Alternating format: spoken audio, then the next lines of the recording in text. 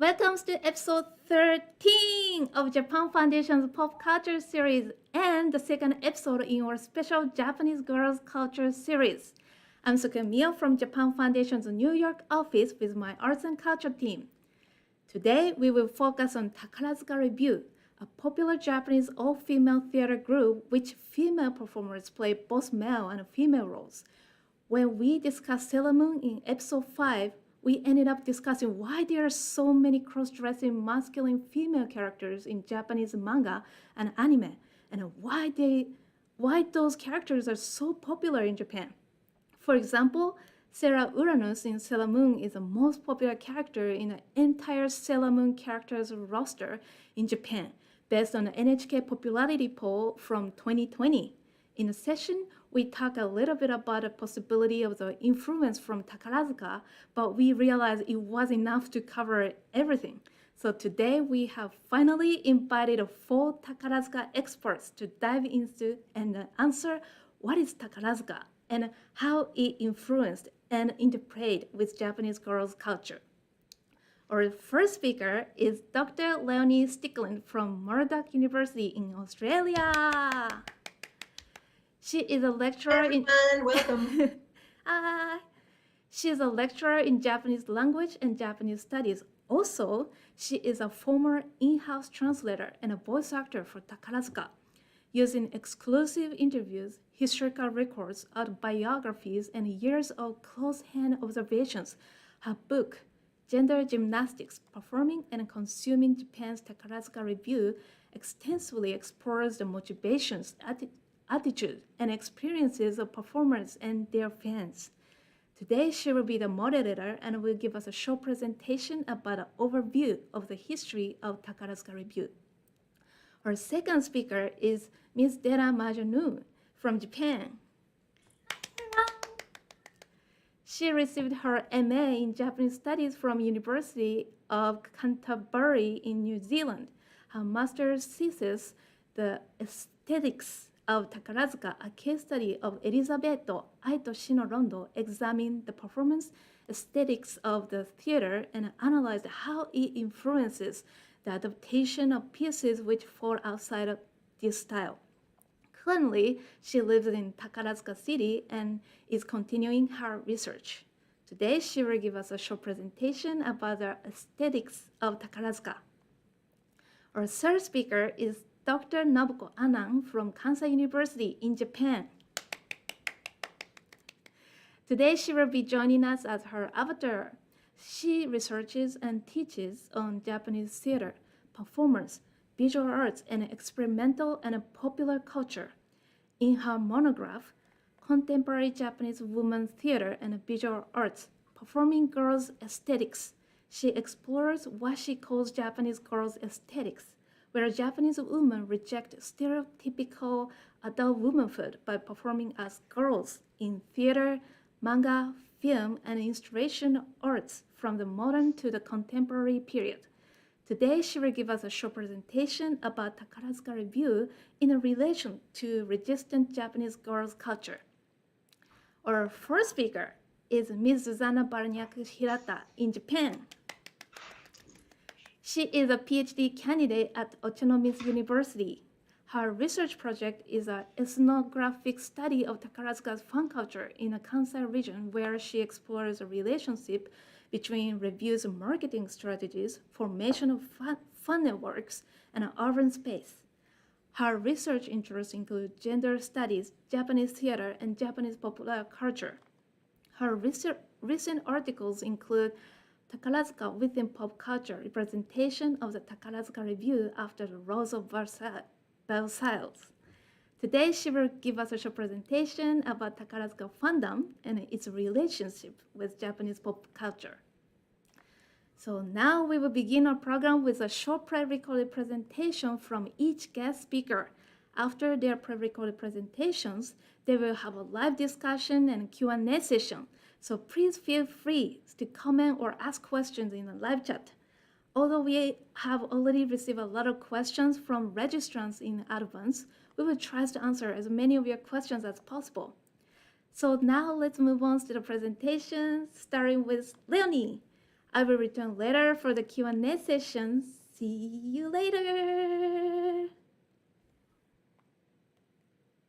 포치. Hello, my name is Leonie Stickland and I'm going to talk to you about the Takarazuka Kagekidan, the Takarazuka Revue. Takarazuka is a theatrical company based in the city of the same name, situated some 20 kilometers from Osaka in Japan. Its all-female musical theatre productions entertain millions of people annually at its 2 dedicated theatres, as well as at other locations around Japan and occasionally overseas. Its performances are also telecast on satellite television, streamed to cinemas, and DVD and CD versions are also on sale. Performers train to play either male, otokoyaku, or female, musumeyaku or onnayaku roles, and their stylized portrayal of gender on stage is one of the most striking and artistic aspects of Takarazuka performances. The popular male role players in particular have many thousands of devoted fans. Now let's take a look at some recent videos of Takarazuka performances. They do not include music because of copyright, but you will be able to see the gender-specific costumes, makeup and attitudes, including the low speaking voices of the male role players.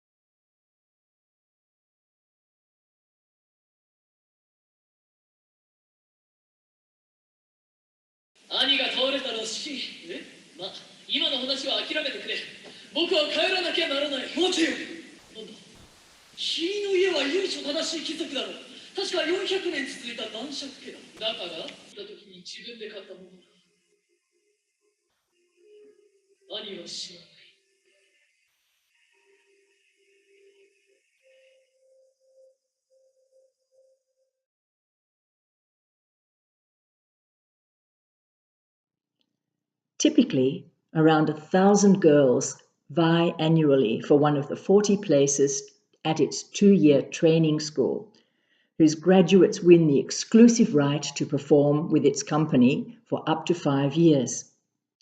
After that, their tenure is negotiated annually with the company's administration. Women on the professional stage in Japan.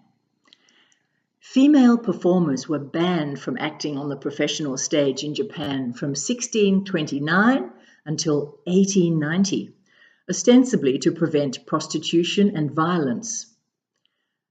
Under the rigid hereditary class system in force until the beginning of the Meiji era in 1868, actors had been classified as outcasts, and this stigmatized professional performers for many decades, even after the class system was abolished, regardless of their actual family background. The first Japanese actress, Joyu, to perform on stage in Japan in modern times was a former geisha, Kawakami Sadayako, who played Desdemona in Othello in 1903. The stigma against actresses was the reason for the insistence of Takarazuka's founder, Kobayashi Ichizo, that the members of Takarazuka were students, seito, and thus were amateurs, not professionals, regardless of the number of years they had performed on stage. Now let's talk more about Kobayashi himself. Born on January 3rd, 1873, to a provincial merchant family in Yamanashi, Kobayashi Ichizo studied at Keio Gijuku, the present-day Keio University, and aspired to become a writer, even having a novel serialized while he was still a student. However, his literary ambitions were thwarted, and he joined Mitsui Bank in 1893. Later, his talents began to find a proper avenue when, at the age of 34, he became an executive of the Mino-Arima Electric Railway, whose main line ran from Osaka to the sleepy spa town of Takarazuka. Seeking a gimmick to increase patronage of the railway and to the Paradise Aquatic Recreation Centre that the railway company had built in Takarazuka, Kobayashi, inspired by children's musical bands set up by major department stores, recruited a group of young teenaged girls to form a choir, Takarazuka Shokatai. Girls, he felt, would be cheaper and quicker to train at an amateur level and easier to discipline than boys. Now for the birth of the Takarazuka Girls' Opera. After a brief period of training in the rudiments of music theatre, the group, now renamed Takarazuka Shojo Kageki, made its debut in a musical play in April 1914, with girls playing both female and male roles as well as providing the musical accompaniment. Their popularity grew, more members were progressively recruited, and Kobayashi became the inaugural principal of the newly established Takarazuka Music and Opera School, Takarazuka Ongaku Kageki Gakko, in 1918. From the start, Kobayashi insisted that the girls were students rather than professional entertainers with questionable morality, and he vigorously promoted the family-oriented wholesomeness of his enterprise. Even today, Takarazuka performers are still called students until they graduate and leave the company.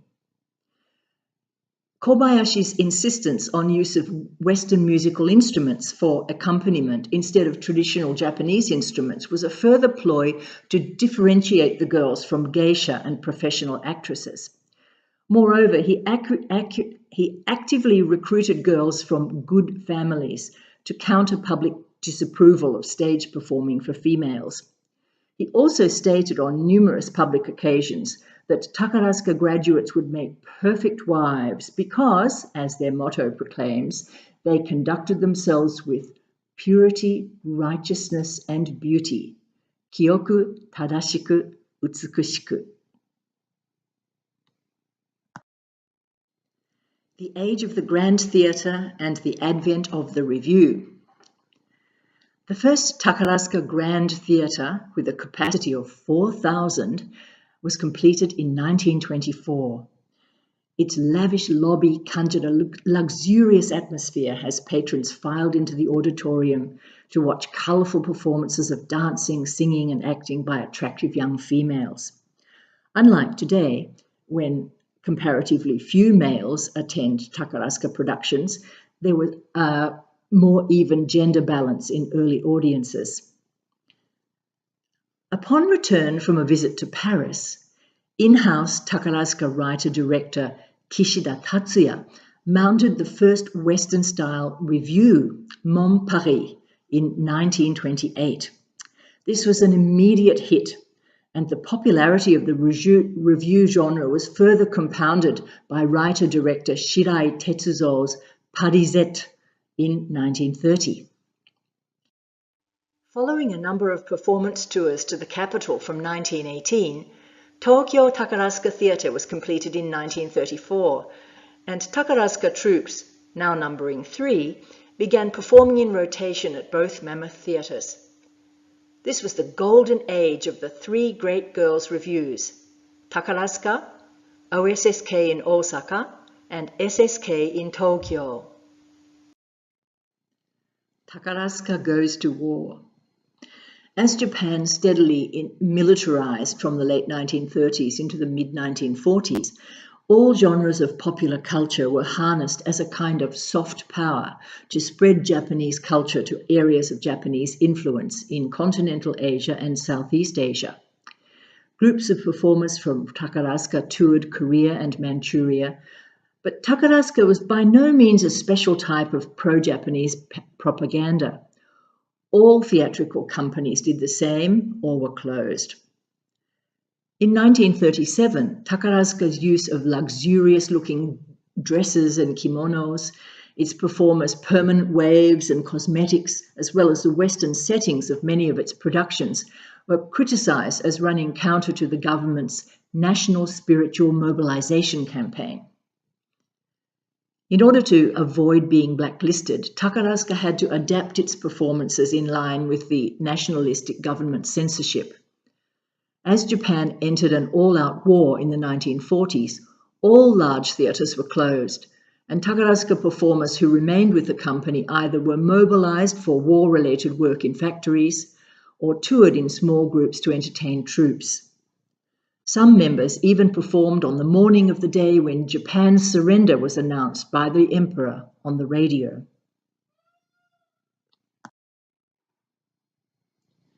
Takarazuka in peacetime.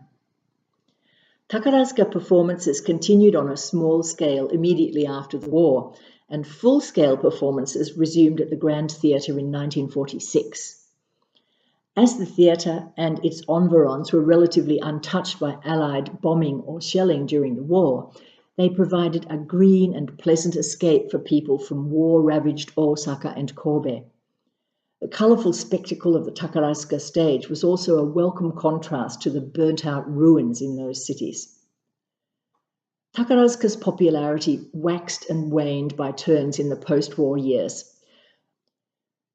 It was in 1974 that Takarazuka again became the focus of nationwide attention and adulation with its production of The Rose of Versailles, Versailles no Bara, a stage adaptation of a best-selling manga by Ikeda Ryoko, with a story of a girl raised like a boy to be a soldier in pre-revolutionary France.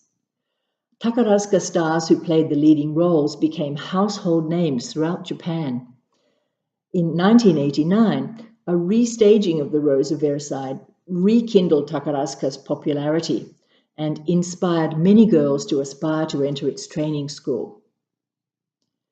In the 1990s, after another dip in Takarazuka's popularity, productions such as a Japanese adaptation of the Viennese musical Elisabetto have again increased its fan base and have even influenced mainstream musical theatre in Japan, thanks to the activities of Takarazuka in-house writer-director Koike Shuichiro, who has directed multiple seasons of Elizabeth with mixed casts in Tokyo, Osaka, and other major cities.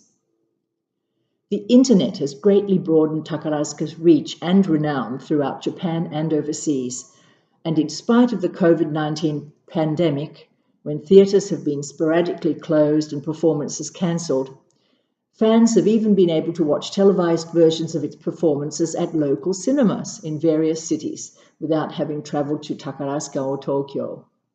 Its popularity looks set to continue as it prepares to celebrate its 110th anniversary in 2024.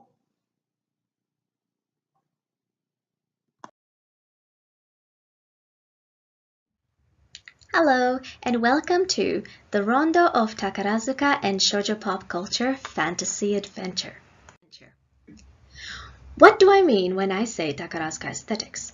I am referring to Takarazuka's established performance style that encompasses everything from lighting, background, props, to the material chosen to be performed, costumes and makeup, as well as the acting itself. We can extend this to include the architecture of the Grand Theatre and the Tokyo Theatre, the branding and merchandising techniques, and Takarazuka's crafted image in the awareness of Japanese society. However, Takarazuka has not always had the aesthetic that it holds today. From the first show in 1914, the performances were simple, like school plays. The style was otogi kageki, fairy tale opera.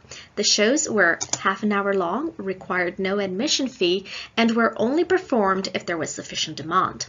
The sets and costumes were relatively plain, and the students took turns playing male and female roles. So by the early 20s, Takarazuka had developed a reputation as light entertainment presented by young girls. Here's a picture from the first show, Donburako, based on the folk tale Momotaro, the Peach Boy.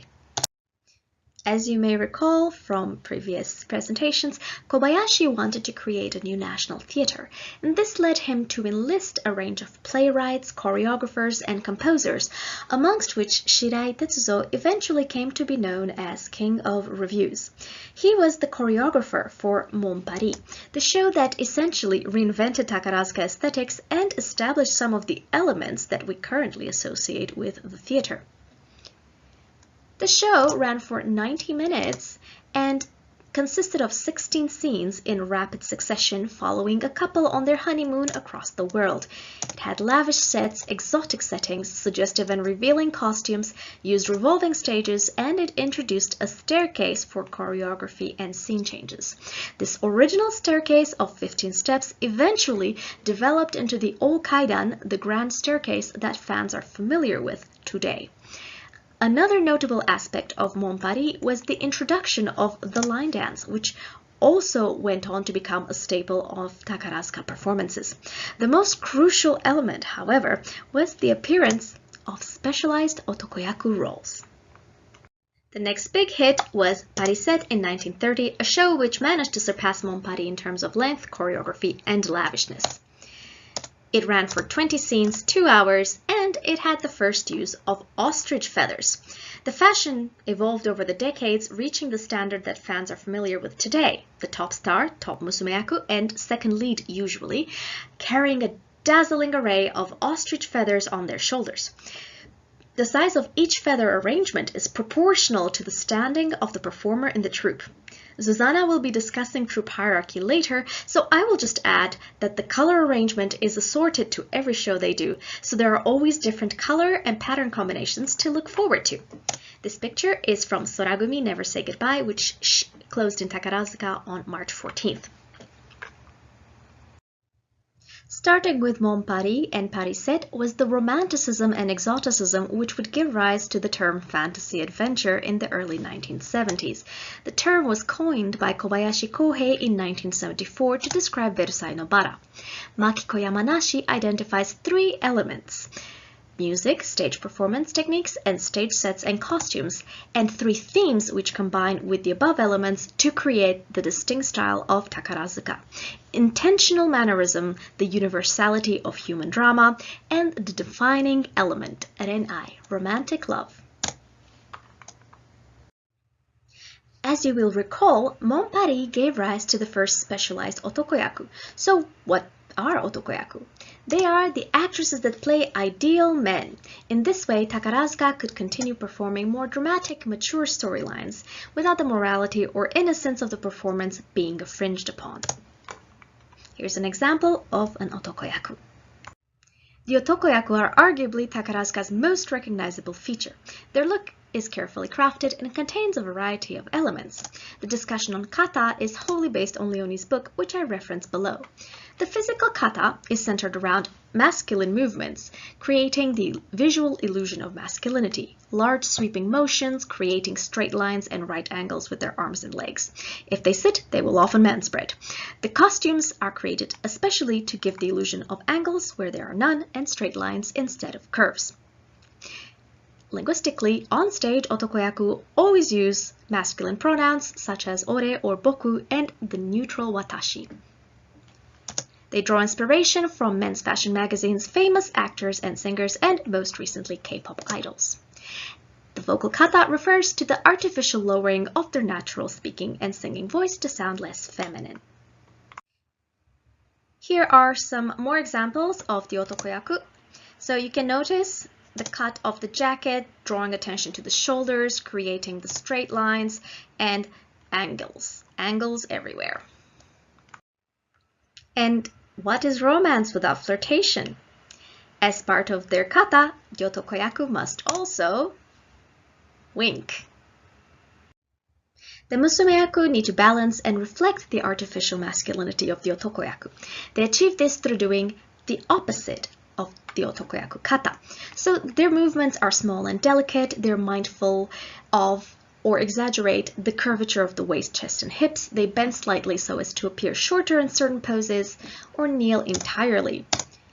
Their costumes are created to expose the arms, shoulders, and legs, and When they speak on stage, and many times even off, they will speak using very polite language with all the required vocabulary, inflections, and higher tones befitting a lady, as we would say in English. Here are some more examples of the musumeaku aesthetic, so you can notice the bare arms and legs highlighting the feminine shape. So, if they perform a different gender on stage, what happens when the otokoyaku step off stage? The otokoyaku are actually not allowed to dress femininely off stage, so you will often see them in some variation of masculine-coded clothing. Something like light makeup, oversized top, pants, sports shoes, and minimal jewelry. The same is true for the musumeaku, but the gap between their on-stage and off-stage appearance is much smaller. So the musumeaku will often dress in very feminine clothing, knee-length or long skirt or dresses with lots of cute accessories, form-fitting clothing to highlight the figure, and heels. Most of the time heels, but if they do wear sports shoes, it'll be something that's highly feminized. If you read manga or watch anime, then the otokoyaku might feel familiar to you, and that's because the handsome androgynous character is central to girls' anime and manga, and specifically Sailor Moon. The creator directly referenced Takarazuka's otokoyaku and musumeaku aesthetic when making the characters of Haruka and Michiru. The ties between Sailor Moon and Takarazuka were further strengthened through the new musicals that began in 2014 and which starred Yamato Yuga, Soragumi top star between 2007 and 2010. The musicals also featured other ex-Takarazuka actresses and, notably, cast an otokoyaku and a musumeaku in the roles of Haruka and Michiru, respectively. To better understand fantasy adventure, we can look at how Takarazuka adapts shows which fall outside its performance style. Brief content warning, there will be mention of suicidal ideation. First question first. What is a rondo? In music, a rondo refers to a work or movement which has one main theme that's repeated at least 3 times and to which you return after introducing other themes. In the case of Ai Toshi no Rondo, the main theme is Ai, love, and Shi, death, therefore will loop back to it. So from the title, we have our attention drawn to the romance and we are ushered into the fantasy adventure space. The German version is dark and tragic and lacks the element of romance that is necessary for Takarazuka. And that's because they're taught death is a figment of Elizabeth's imagination. He only exists in her mind. This could not work for Takarazuka, so what they did in making Detot the lead is they made him emperor of the underworld, a shinigami, a god of death. So you can still have this romance established between Death and Elizabeth because they are 2 different characters.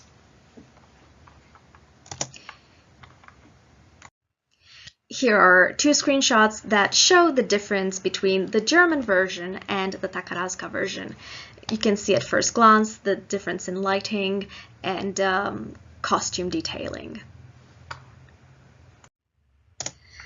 Takarazuka's aesthetics are rooted in romanticism, exoticism, and the performance of harmoniously balanced genders on opposite ends of a spectrum.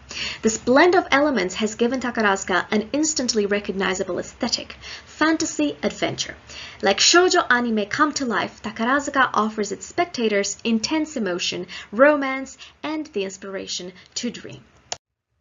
Thank you for listening.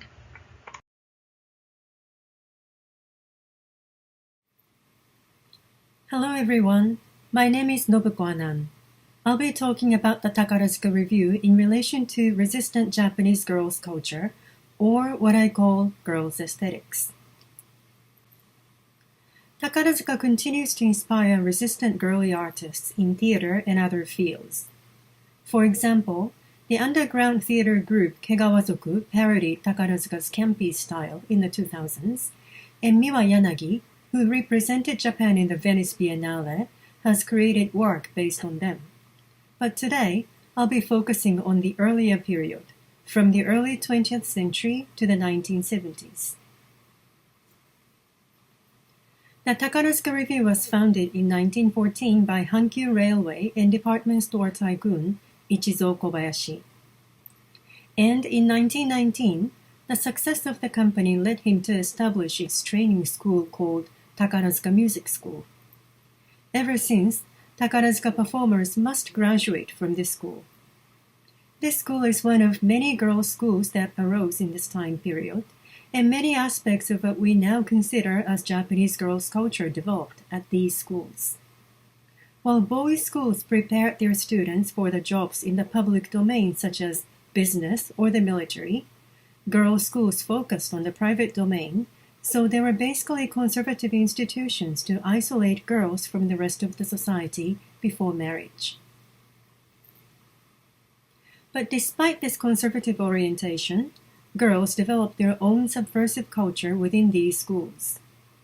For example, they developed romantic friendships between themselves, which were called S relationships, where S stands for sister or Shojo, meaning girls. These relationships were usually formed between a senior and a junior, and they were prohibited to be in more than one relationship at once, so it was an exclusive relationship. S relationship is queer in the sense that it doesn't fall into clear categorization between romance and friendship. In this time, stories about these S relationships were shared through the newly established girls' magazines and became hugely popular.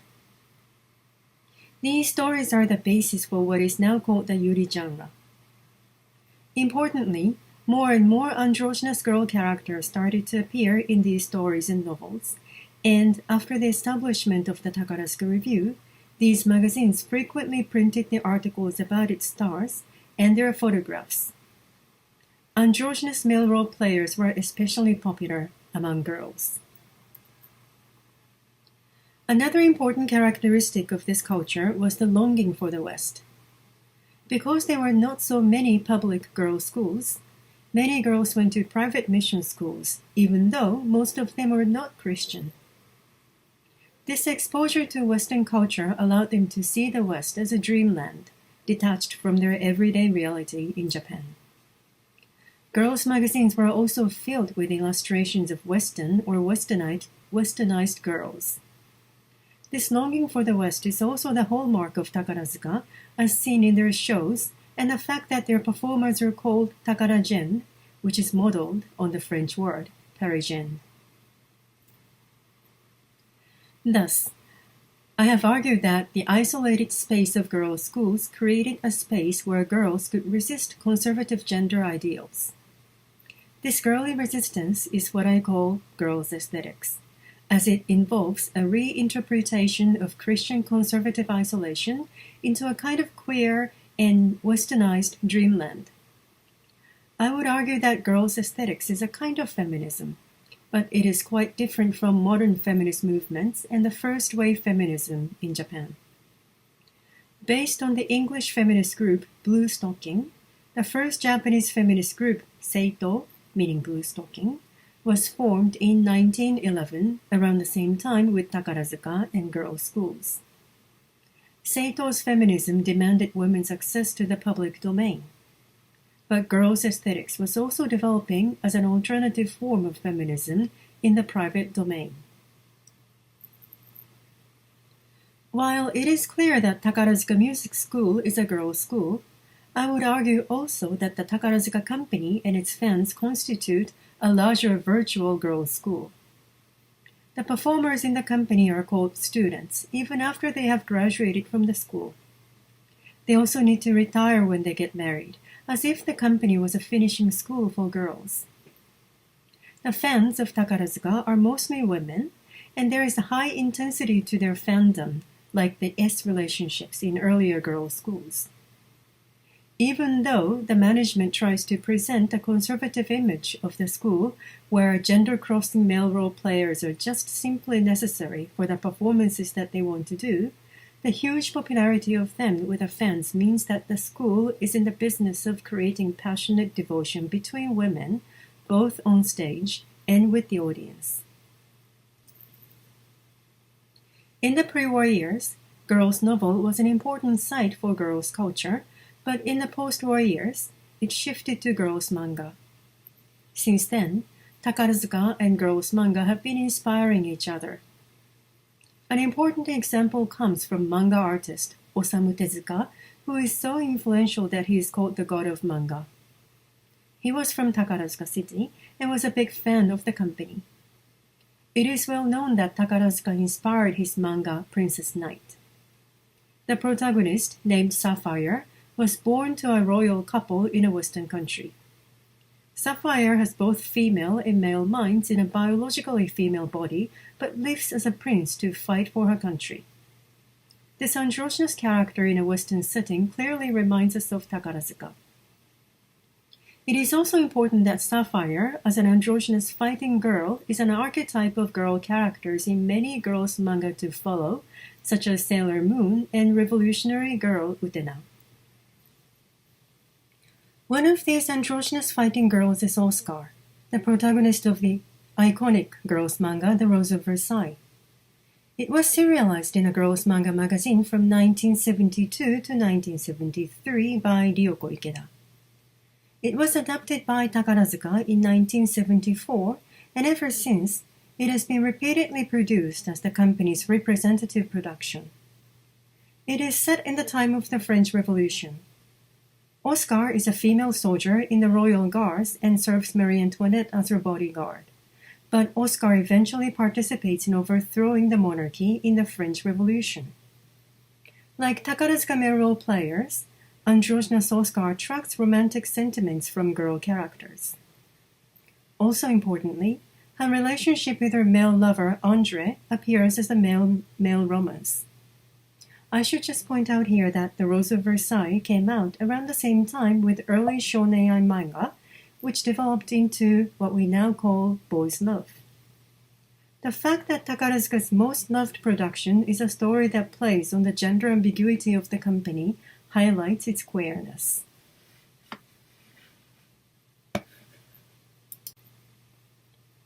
The serialization of The Rose of Versailles appeared with the rise of the second-wave feminism in Japan. As in many parts of the world, it started as a reaction to the failure of the leftist student movement in the 1960s, which aimed at revolutionizing conventional society but didn't address gender and sexual bias within the movement itself. The author of The Rose of Versailles, Ryoko Ikeda, was a leftist activist herself. Her disappointment with the student movement is evident when she said that she wanted the French Revolution in this manga to be the inner revolution of Japanese women, in the age when they could not choose their own lives.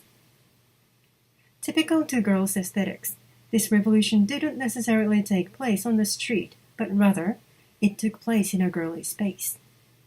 With Oscar, girls fired the cannon at the old regime as they immersed themselves in the pages of this manga and in its Takarazuka adaptation.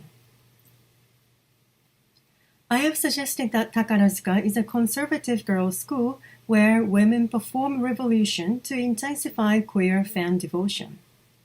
This strange amalgam can be seen in the words of one of the Takarazuka directors. He was working at Takarazuka during the leftist student movement and was scorned by activists for engaging in a bourgeois business creating female light entertainment. But he said to me, Takarazuka was my resistance. This echoes Ikeda's sentiments, and I would say Takarazuka fans as well. Thank you.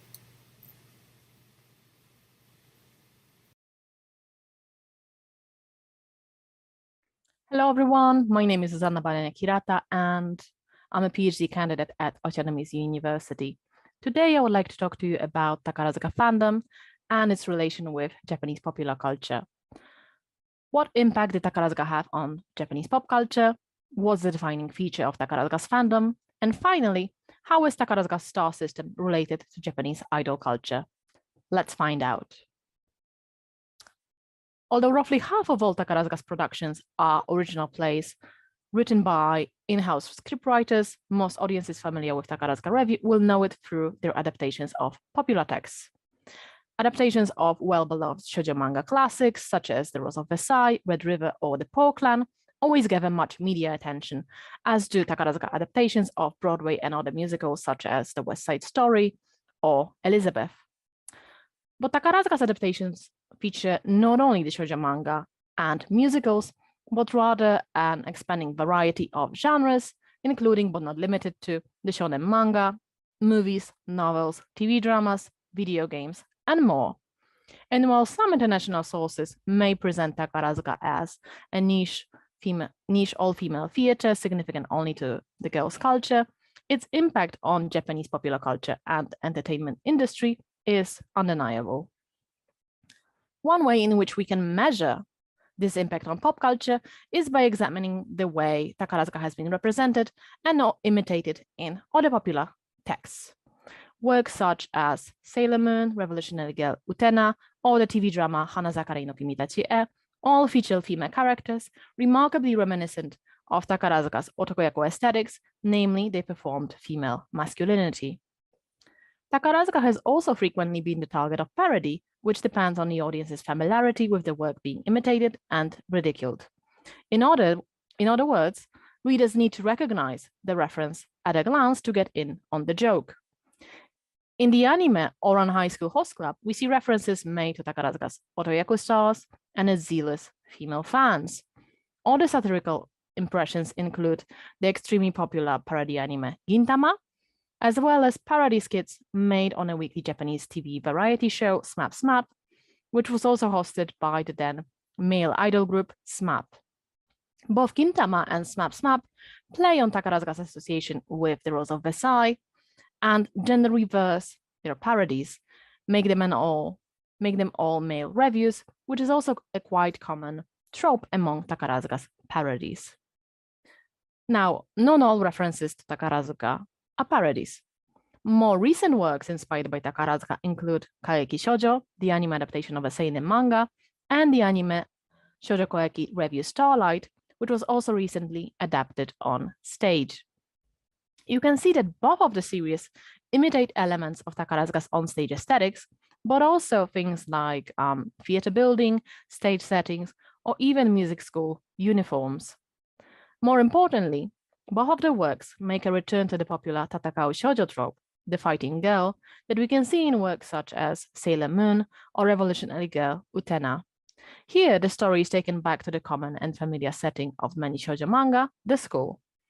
The stories of both Kaeki Shoujo and Revue Starlight focus on the competition between music school students undergoing rigorous training and racing to become the all-female Revue's top stars.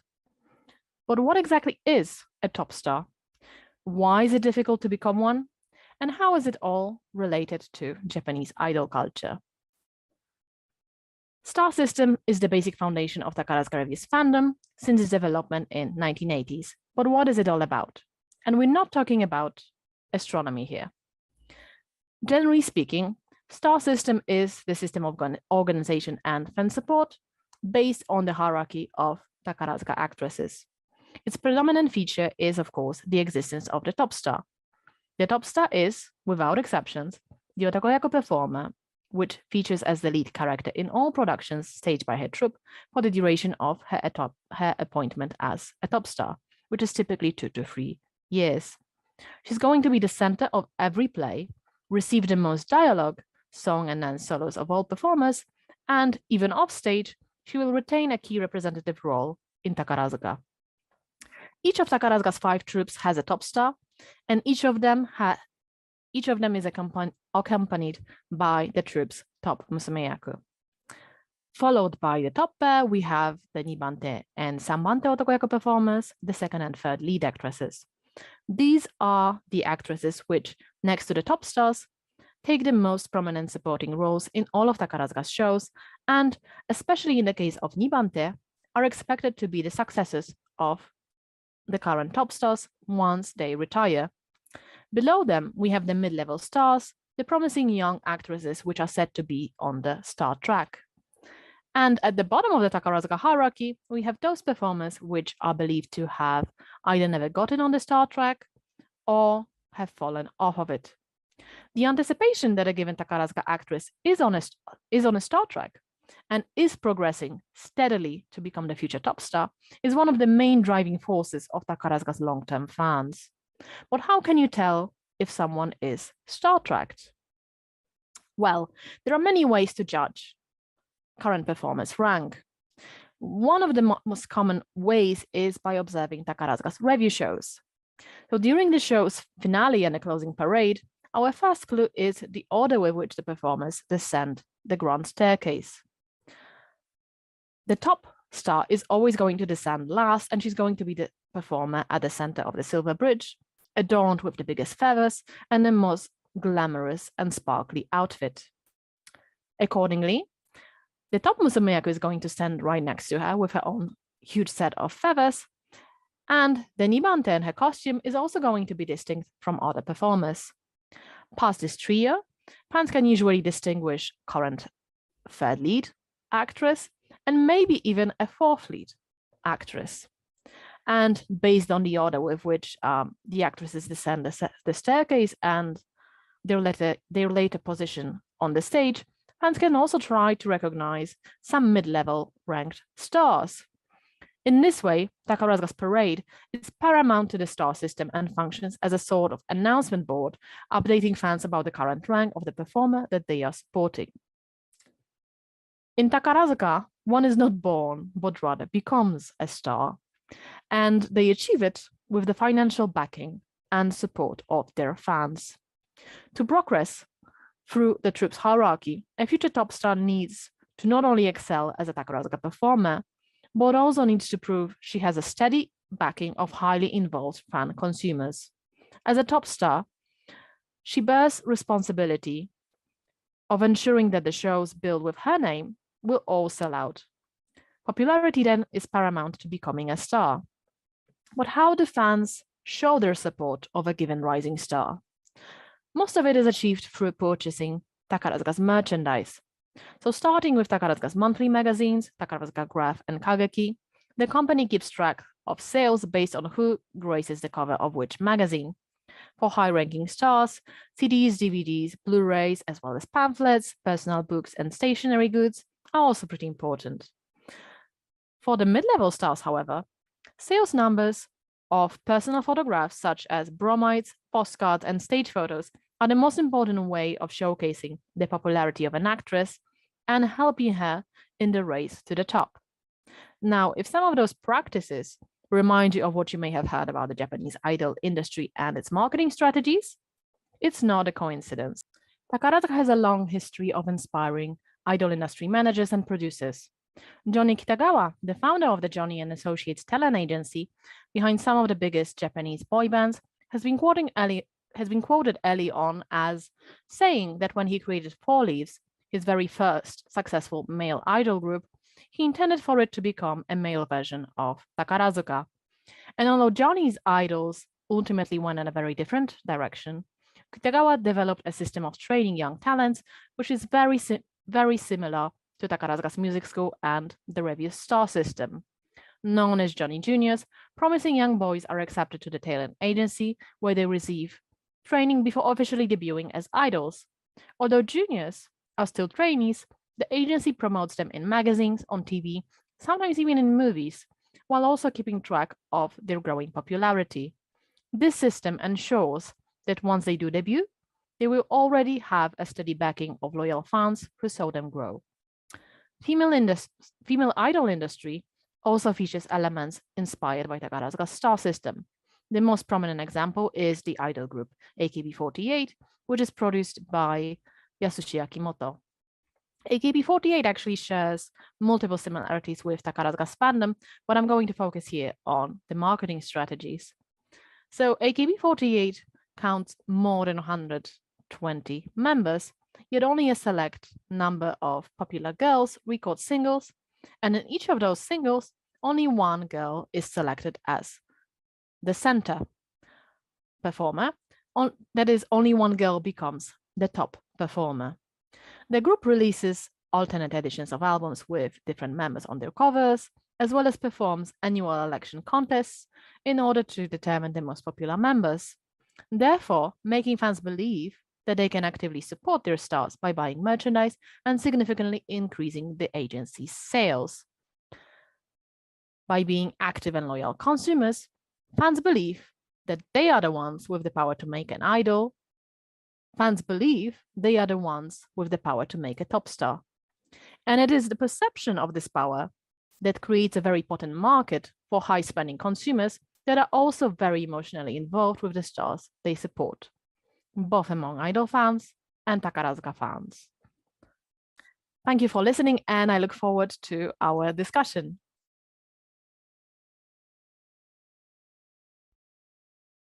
Should we mute ourselves? Should we? Yeah.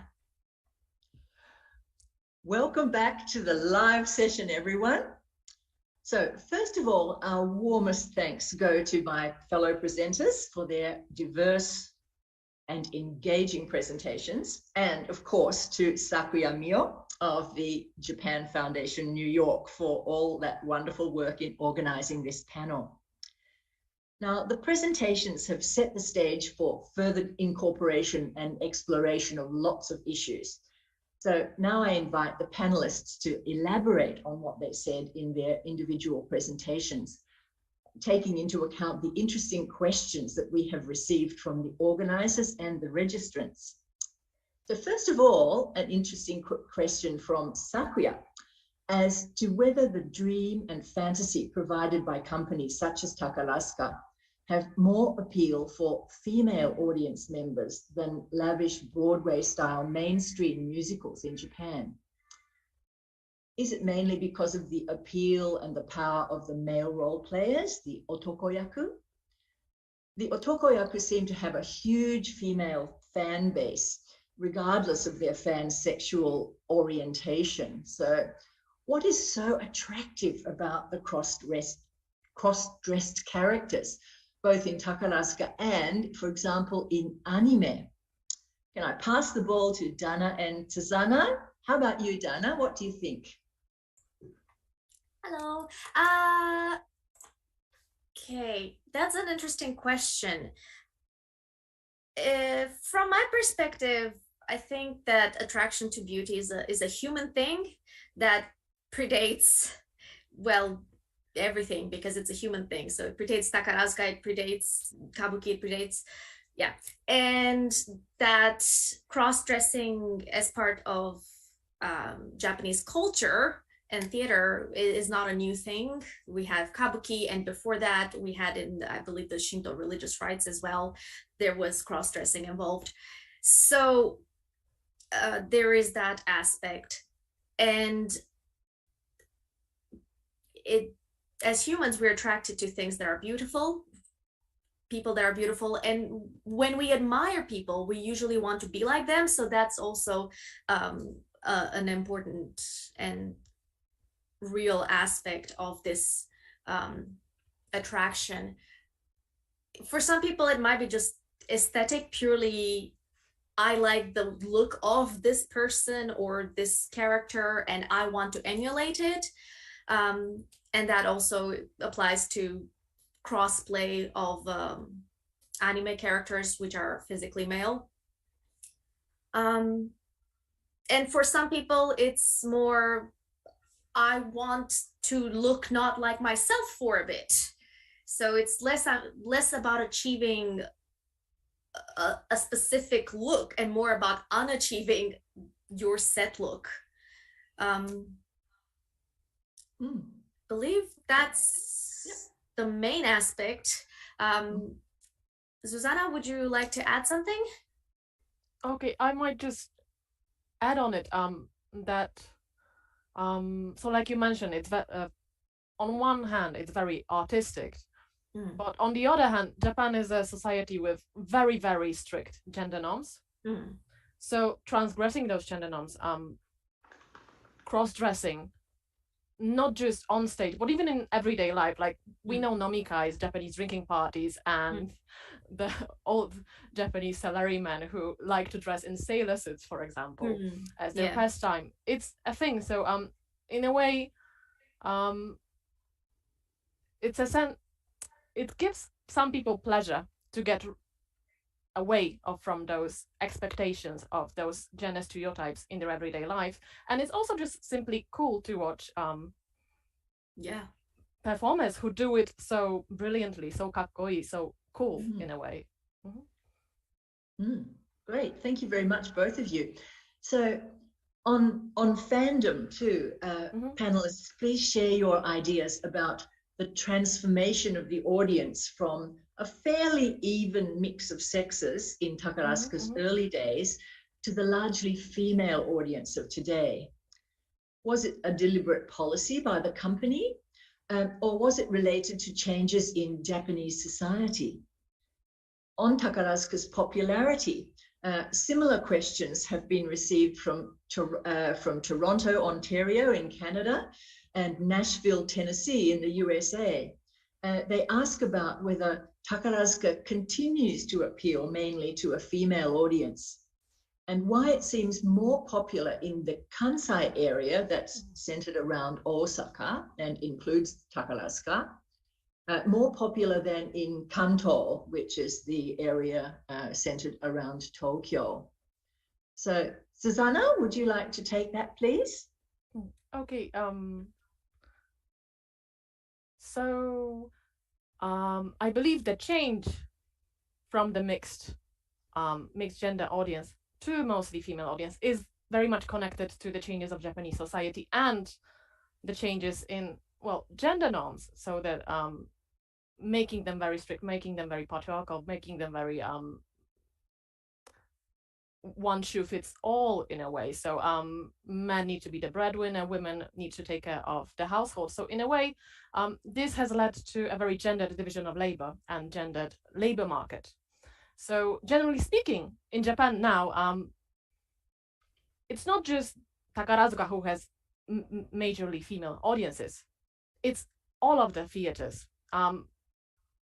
And even entertainment industry as well. Even when we look at most idol groups, even groups such as Johnny's, they are mostly supported by women and girls. So this is because men are working very long hours. So the only time they can come see a performance is usually at the weekend, or if they take a day off, which is very, very difficult in Japan. On the other hand, women are the ones who, even when they are working, they're usually working much more flexible jobs. Majority of Japanese women work in part-time jobs. So this makes it much more accessible to women. And as to the question, why is Takarazuka more popular in Kansai region than in Tokyo? Well, Tokyo is Japan's capital, and Tokyo Takarazuka Theatre is located right in the middle of Hibiya district, right in the middle of, it's the heart of Japan's commercial and business district of Japan, right next to Japan's imperial palace, for example. So this is where many of the other theaters are at. So Tokyo is just one of the many theaters in Kanto region. On the other hand, in Kansai, Kansai and specifically Takarazuka City is where the headquarters of the revue are. So if you go to Takarazuka City, for example, you might not just chance seeing the performers who are actually staging the performance, the production there right now. What you will see, actresses doing rehearsals, going on classes, shopping, doing errands. They are living their own life. This is where their lives are centered. So they are much more closer to Takarazuka fans as well. And also, quite simply, the majority of Takarazuka actresses are still, they were born and raised in Kansai region. So for many of Takarazuka fans from the Kansai region, Takarajians are going to be their classmates, their family members, the students that they taught, their friends. So they are in a way much more connected, I believe. Yeah. Also, the nickname that the fans give to Takarazuka is Mura, which means the village. Yes. And as you say, you know, there are shops selling Takarazuka related goods. There are restaurants, you know, targeting fans or even targeting performers. You know, you could go to a particular bar and be sitting next to a Takarazuka performer, you know. So there's that close, almost a closed community there, which is it's the whole package. Whereas, as you say, in Tokyo, it's just one theatre, and the performers are all scattered until they actually turn up to perform every day. Takarazuka City is also called the Seichi, the sacred site The of sacred Takarazuka fandom as well. So, I mean, many fans who visit it for the first time go with, wow, the whole city center is basically filled with Takarazuka fan culture. Yeah, it's a mecca, you know, it's a site of pilgrimage. Okay, great, thank you so much. So now let's tackle a few more different questions that the registrants have posed. So one from Cebu City in the Philippines asks about any differences between Western or international audiences and the Japanese audience in perceiving Takarazuka. Dana, would you like to comment on that, please? Yeah, I can do that. In my personal anecdotal experience, Japanese fans tend to come to Takarazuka and watch it and come out of it saying things like, oh, that was nice, or I enjoyed the review, or my star, my person did this, and I was really happy to see them doing this. And it tends to be kind of a direct appreciation of what they just saw. They tend to talk about this happened and I was happy because of that. Whereas a lot of Western fans tend to start analyzing the show.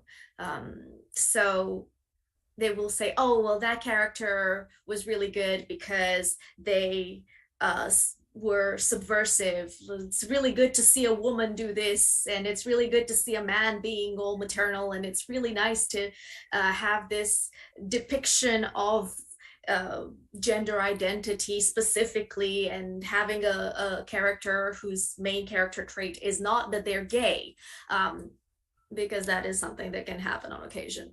So they tend to be a lot more analytical, but also a lot more critical of the theater. And that just doesn't really happen with Japanese audiences. In my experience, most of the time the discussions center around that person that they're following and how the songs made them feel, or how they feel now after the show, or what they didn't like so much, or Western fans will talk about what made them uncomfortable.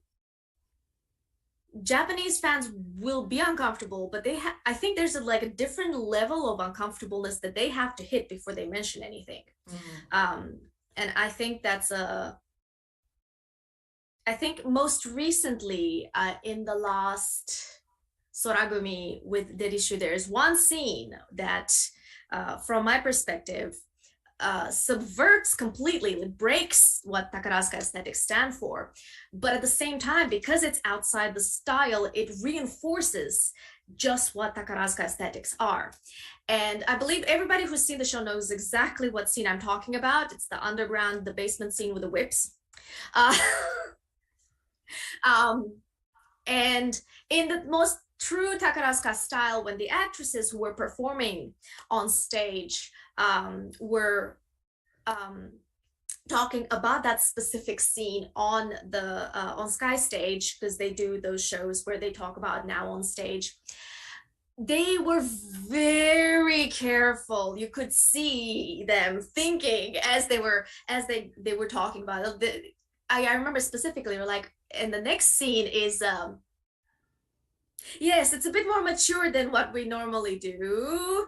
And then, you know, the Musbek was like, yeah, it's quite intense. And I you know, and I think one of them asked, well, do you feel embarrassed? And she's like, well, if I feel embarrassed, then everybody will feel embarrassed. So they're talking about this kind of complete separation. So for them, that scene is not at all about I need to be this person. It's more like they really pull on themselves to differentiate themselves, because themselves as a person would be embarrassed to be in that scene, because it's such an intense, quite erotic scene actually for Takarazuka. Okay. Yeah. Wow, lots of really interesting stuff there.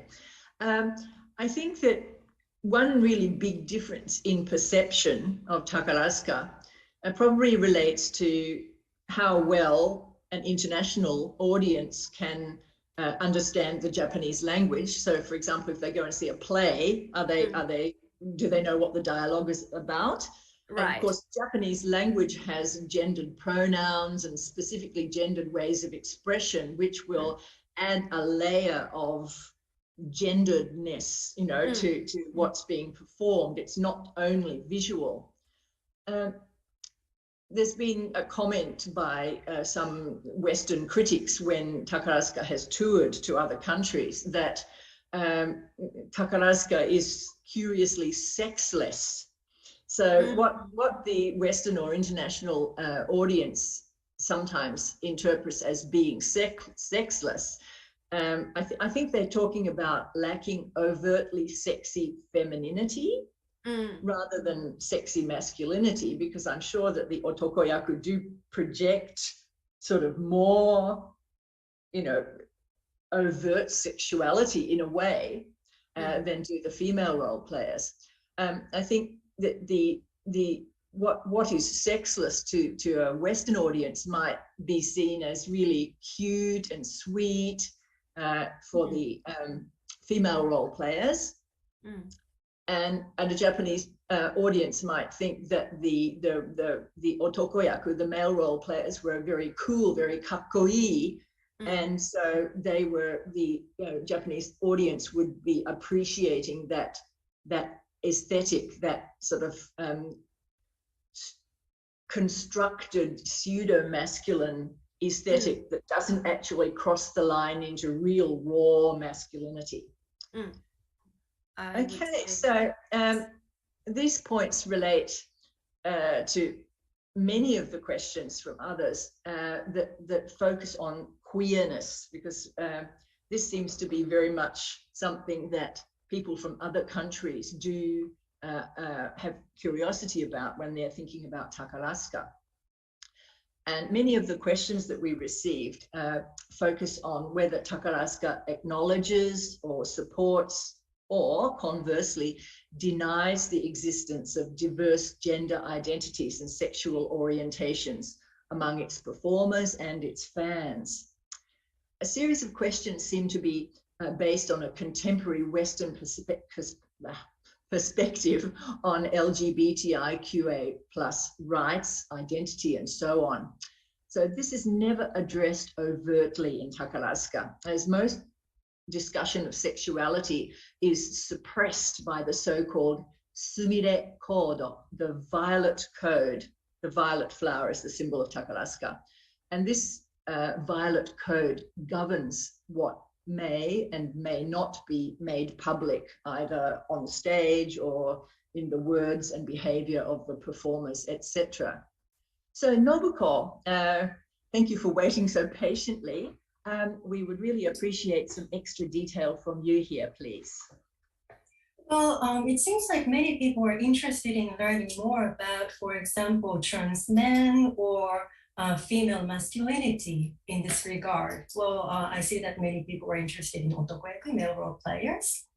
And so because of what Leonie said, because of the violet code, it's quite difficult to read about these issues in Takarazuka, well, both in Japanese and also both in English as well. But well, for example, if you just want to know about trans men, there are something available in English as well. For example, it's a bit old, but there is a film titled Shinjuku Boys.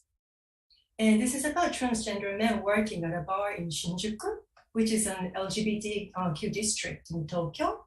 And this film was directed by Kim Longinotto and Janu Williams. And well, they directed a documentary film about Takarazuka titled Dream Girls. And also, well, researchers tend to focus on male homosexuality. But for example, well, if you want to read something about well, lesbian communities or female masculinity in English, well, James Welker, researcher whose name is James Welker, he's working on lesbian communities in Japan. So, well, you may be able to find something in his research. Great, thank you very much. So there is a growing body of narratives, publications, and academic research about SOGI, that's sexual orientation and gender identity. That's the sort of blanket term that's used in Japan, and this includes female masculinity and trans men. But unfortunately, most of it is accessible only to people who can read Japanese. Let's move on now to a group of related questions. A registrant from Manila in the Philippines asks, has Takarazuka impacted on perceptions of heteronormative relationships in Japan? And a participant from Denver, Colorado in the USA wishes to know, how has Takarazuka adapted its performance of gender to appeal to varying attitudes about transgender and LGBTQ communities? And from Minneapolis in Minnesota, there is a question about the queer aspects of Takarazuka performers. So I've lumped these all together, but it would be great if our panelists could, have a bit of a discussion and have some toing and froing of ideas about that, please. Who'd like to go first?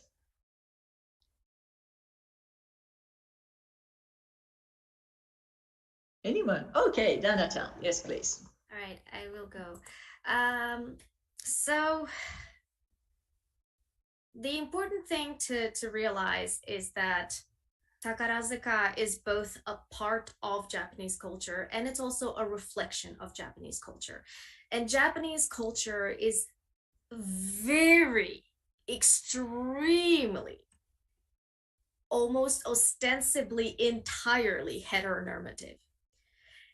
To such an extent that it's not that queer people in Japan don't exist, obviously, but it's that they exist in their own groups and they're largely invisible, even with the efforts that have been made in recent years to push for same-sex partnerships and marriage. The decision of the Hokkaido Supreme Court, was it last year, that said that it's unconstitutional to not allow two people of the same sex to be married because the Constitution specifically says two people who are willing. Despite all of this, the reality is most people, young people included, if they are asked, do you know any queer people, they're going to shrug and say, I don't know anybody like that, because it's a very much still a society based on appearances. And I think in the West, and specifically, I will say the US, but New Zealand is not an exception to this. We like to kind of be very loud and out and proud. And I think that's a good thing. But I think that expecting a country which historically doesn't do that with anything, so it's here as well. There are so many people who don't even wear wedding bands. They don't even wear engagement rings because it's not important for them to be like, I am married. The important thing is that they got married, and they do this when they get married on the day, and then it's done, because then they got the rest of their life to focus on. Great. So- Okay. So sorry, Dana. Yes. That's fabulous. Can I pass the baton on to one of our other? Yes. Yes, please. Thank you. Okay. Any other points from our other two, please? Nobuko or Susanna? Okay, Oh, I'll go. okay, you go first. Oh, okay, sorry, Nobuko. So I would say that. So I agree with Dana that there hasn't really been any impact on heteronormative relationships coming from Takarazuka in a way, like going back to the original question. But going with Takarazuka's performance and how they are received and why they are popular among female audiences in Japan is because even though they perform those heteronormative relationships, they perform a very, very idealized and romanticized versions of it, not very based in the real world. You won't see many scenes where housewives are complaining about having to cook and look for the children. You'll see young, beautiful otokoyaku going on dates and flirting openly with courting the musumeyaku partners on stage. It's this kind of ideal. Takarazuka is known as the world of dreams. So it's this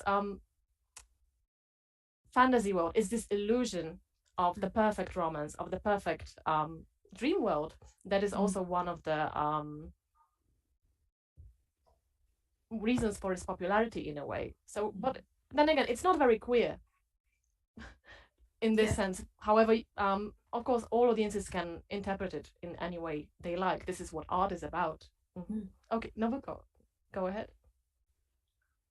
So, well, Takarazuka is not really like, for example, like lesbian theater, but it's not really like either or. So you can interpret it in many ways. So it's not really performing for the LGBT or queer community, but then, well, if you have, for example, like BL sensibilities, well, you can see something like BL in Takarazuka performance. And actually, I think Takarazuka is quite maybe savvy in the BL market because they are very good at targeting people with BL sensibilities. And then as far as I know, they already started something like homosexual eroticism between male role players in the late 1970s. But this doesn't mean that BL communities and the LGBT communities are all together. So this ambiguity is what makes Takarazuka interesting, I think. Wow, lovely. Okay, so another really intriguing question that links with Nobuko's explanation previously about why Takarazuka performers are all female. The question's from Davao City in the Philippines. It takes this further and it asks, should gender still be a criterion in the selection of members to join Takarazuka? And can trans women join? Well, I'd like to put my answer to this. So, in my opinion, the idea of trans people, either way, being admitted to the music school and then later to the Takarazuka company, excuse me, it would probably shock the review administration and probably shock the performers and fans as well. Sorry, I'm just going to have a sip of water.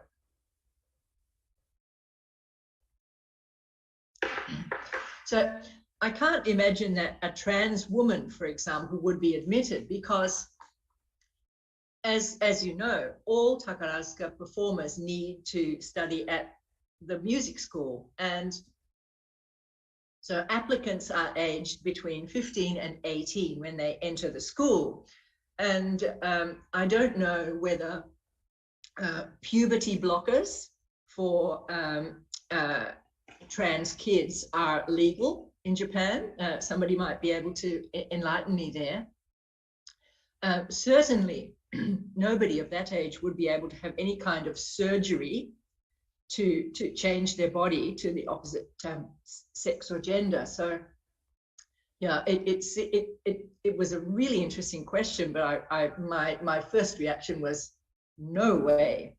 Mind you, there were a couple of attempts around World War II, before and after, to bring boys into the company, because even Kobayashi Ichizo himself did have reservations about Takarazuka being all female, and I think he was thinking, especially when he was touting his idea of Takarazuka being a national theatre.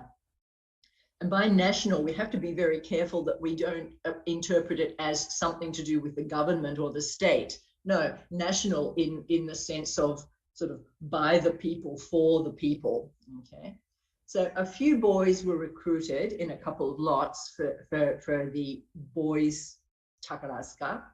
And the idea was that they would eventually perform in mixed casts with the females. But fans objected so strongly to this mixing that the boys were never incorporated into the review proper. Some of them sang in the hidden chorus, and apparently a few went on stage in animal costumes where it couldn't be seen that they're really males, but none took part in full-scale reviews as themselves. There are a couple of books about their experiences, and there has even been a musical recently put on about these Takarazuka boys. So it is an interesting question. Now, to move on, two different participants in the United States want to know about misconceptions about the review. One is from Queens in New York, and the other one from North Brunswick in New Jersey. So I'd like to start off that answer, if that's all right. So one misconception is that Takarazuka is some kind of lesbian theatre, sort of by lesbians for lesbians. So it's emphatically not so. Although, as Nobuko and some of the others of you have rightly pointed out, people from outside the review, the audience, critics, etc., they're of course free to interpret its performers and performances as queer or lesbian, whatever. But the company members themselves would probably be shocked and ashamed to be pictured in that way. So I think we can assume that there is a lot of internalized homophobia operating within Takarazuka. Now, there's one ex-member of Takarazuka who used to be an otokoyaku. Her name is Higashi Koyuki, or Koyuki Higashi, if you want to use the Western order. She was only in the review for a few years, but she's now a lesbian activist who's published controversial memoirs about her time at the music school and in the company. Okay, so Nobuko, you have something interesting to add to this. So can I hand the baton to you, please?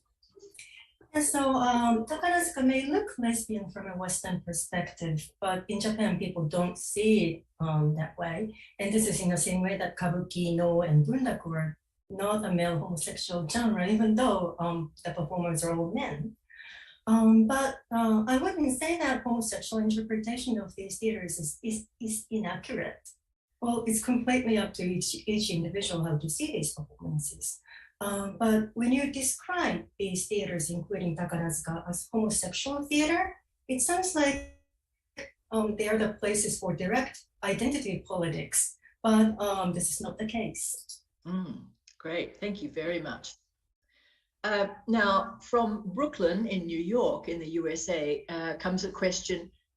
Takarazuka is notoriously closed to the press as part of its efforts to control its image and narrative completely. So how do you feel this has either helped or hindered the company? Nobuko again, please. Yes. Well, this is both, I think.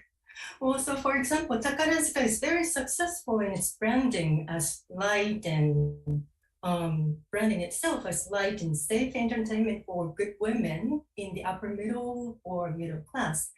And I would say that this is partly why the company continues for more than 100 years. But at the same time, well, it would be good if the administration is a bit more supportive of academic research, for example, by providing stage photos and so forth, because it's impossible to get these things. Yes. I remember when I was publishing my book, I had to pay the company a very large amount of money just to be able to reproduce the 3 photographs, even though I wasn't even getting any royalties from the book.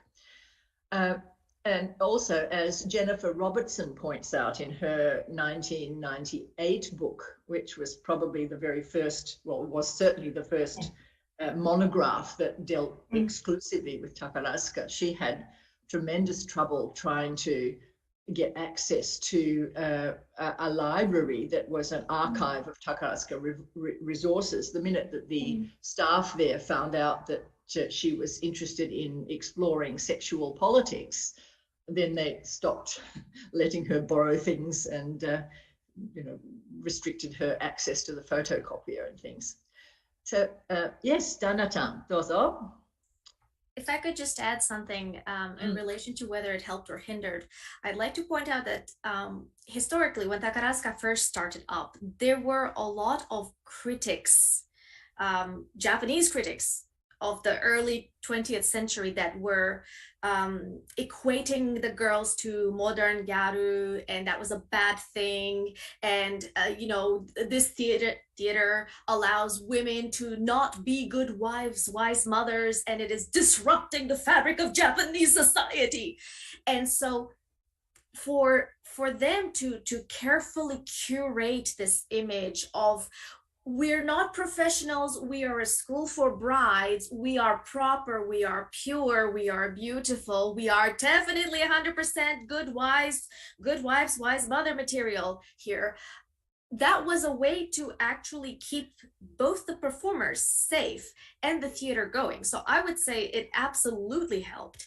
And while it has come a long way since then in terms of how it portrays itself, like for example, we still keep the seito and the schoolgirl words when we refer to the people themselves. We still say that they graduate when they retire. Actually, they still say, the second life after I graduated from Takarazuka. But even though we say that, I don't think anybody who even remotely watched Takarazuka only once thinks of them as amateurs. So now it's more like a vestige of another era. That's just the word we use because that's the word we use, as opposed to this is what they are. They are absolutely just wives in training. That's all there is to it. So I do believe that it helped them a lot, especially when the theater was just getting established and it was facing critiques from the Japanese society of the time. Great. Thank you. Lovely. So, sorry, can I just add? Yes, please do. Very, very shortly. I would say that in Japan, in terms of branding, it's worked tremendously for Takarazuka. During Tokyo 2020 Olympics last year, Takarazuka was chosen to sing, to perform the national anthem at the closing ceremony, right? So this was, in a way, they were elevated to the status of, representatives of the country, in a way, and good enough to perform on the national and international level. It was also interesting in a way that, for example, New York Times hailed this performance as a nod to female empowerment, in a way, because then again, they saw an all-female review and thought, this is all women's, empowerment. So this was interesting in a way. Okay, thank you. It's rather a pity that the Japanese national anthem is sort of very slow and almost like a dirge, and it didn't really show the Takarazuka performers that were singing it in their best light, even though they looked very attractive. Okay, so the previous question, it ties in with one from Brazil, from Uberlândia. Sorry, I don't know Portuguese, so I apologize for my pronunciation. So the question is, is there any kind of prejudice associated with Takarazuka performers today? So if that's all right, I'd like to start answering that one. So some people assume that Takarazuka performances are simply kitsch. Lots of lights, flashy costumes, loud music, etc. And that the actors, the performers are not really professionals. So we can blame this on the ethos that all the performers are still students. Mind you, at the end of their first, third and fifth year of performing, after they graduate from the music school, they still have to take exams in dancing, singing and acting, and they get a score, and that score determines their place in the Takarazuka hierarchy within their year group, and that sort of sticks with them for the rest of their life. So they really, the company really does sort of promote that student idea. Another thing that works against Takarazuka performers is that some people in the general population have the idea that the performers are not very bright, not very intelligent. Well, certainly none of them has attended university before or during her tenure with the Revue, because it's a full-time job. And also, the oldest any girl can be when she enters the music school is 18.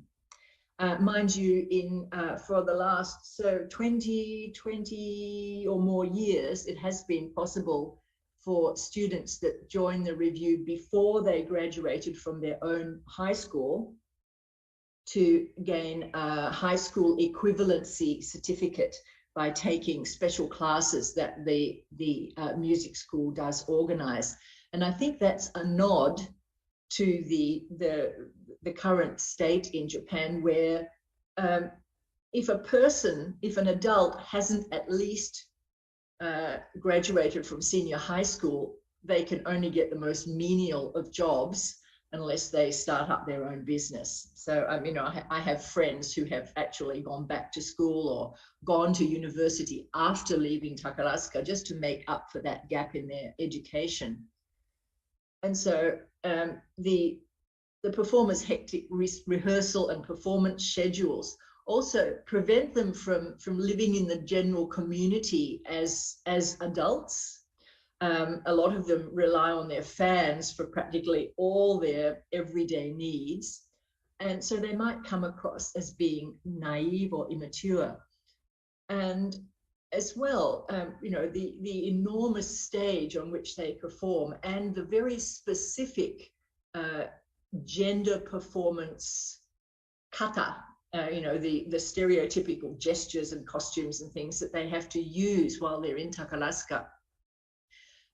It makes them perform or appear on stage in a very exaggerated and stereotyped manner. So if they become mainstream entertainers after leaving Takarazuka, they have to unlearn all that.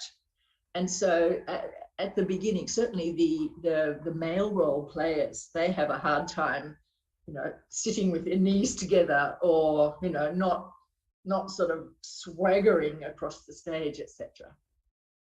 Now, would anyone like to add to that, please? Yes, please. Dozo? One tiny amendment. If I remember correctly, reading a couple of days ago, ex-top Tsukigumi star Misono Sakura studied online for her degree while she was in Takarazuka. Yes, and now she's doing her postgrad. I think she's going into childhood education, I believe. Yes, I just wanted to add because that was just, I think this week that the interview came out, or last week. So yes, there is one person that we know of. Oh, that's wonderful. Okay, wonderful.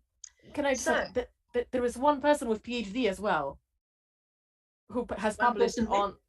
There is also one ex-Takarazuka actress with a PhD as well. Oh yes, yes. She has published on like the effects of music on brain development, for example. So yes.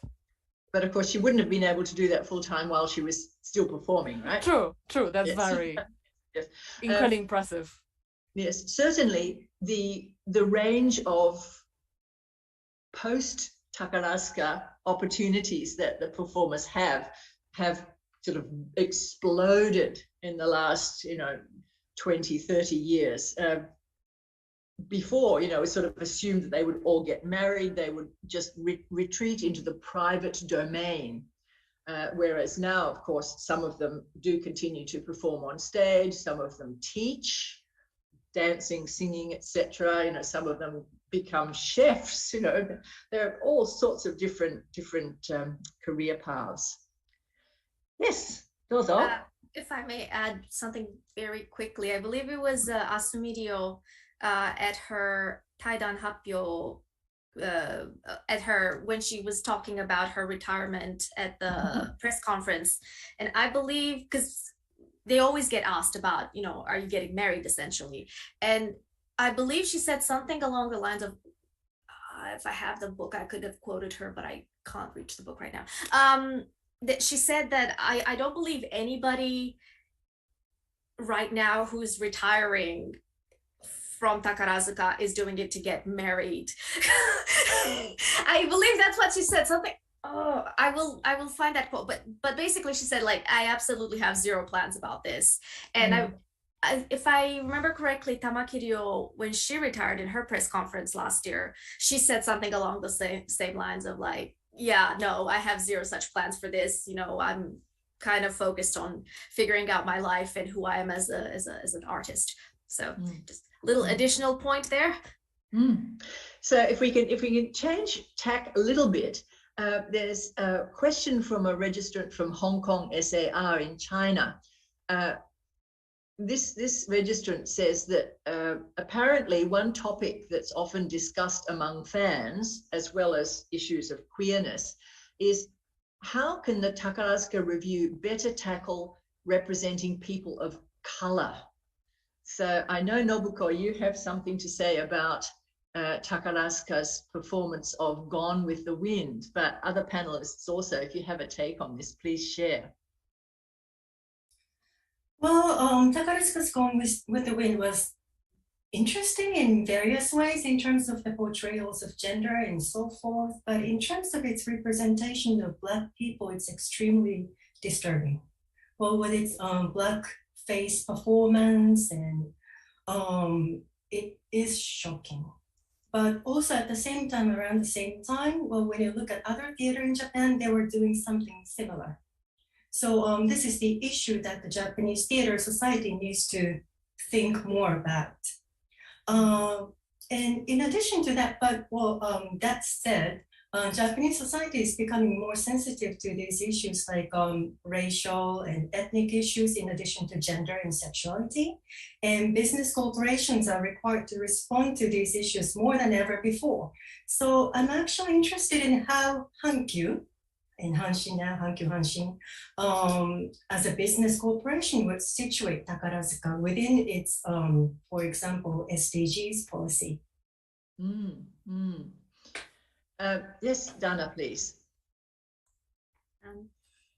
What I want to talk about is, yes, the Gone with the Wind is extremely uncomfortable to watch, as was congratulations Takarazuka, because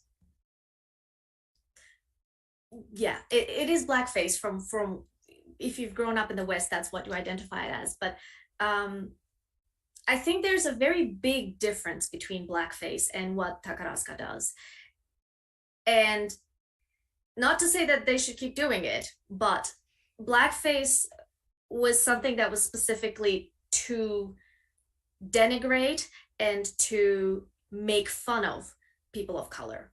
It was to dehumanize them.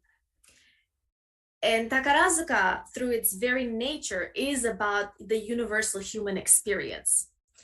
So when they put a person of color on stage, their focus is not how can we make fun of this person. Their focus is we need this person to be perceived by a Japanese audience as Black.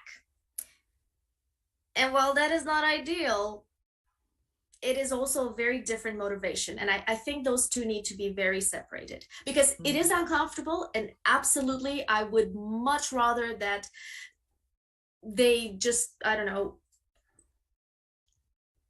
explain that they are Black, like they just say them rather than try to show. But in saying that, yeah, there are no such thing as orange people. And so just going lighter on the makeup, I think, would be easier for everybody involved. But I just wanted to differentiate between the differences in motivation when it comes to that kind of makeup. Takarazuka performers, they're all ethnically at least half East Asian. A few of them have one Western parent, but everybody else is East Asian. And so their faces and their bodies are like blank slates upon which various ethnicities can be inscribed by the use of makeup, costumes, and so on. And so cross-ethnicing is not an issue. I mean, they're singing about how lovely Paris is in the springtime and pretending to be Parisians, so there's whiteface as well. And there are also, they did The Last Emperor, in which the whole cast was Chinese, etc. Their eunuchs were very funny, however. Now, let's go on to the next question. So a registrant from Queens in New York in the USA also wants to know, are there comparable production companies in other nations? So Nobuko, you have some information about this, please. Yes. Well, in Korea, there used to be a similar genre. And I don't know if I can pronounce this company's name, this genre's name correctly, but I think it's Yosonguk. And I think it means female national theater or female theater. And like Takarazuka, well, they staged heterosexual romance. But this company only survived for a few or several decades.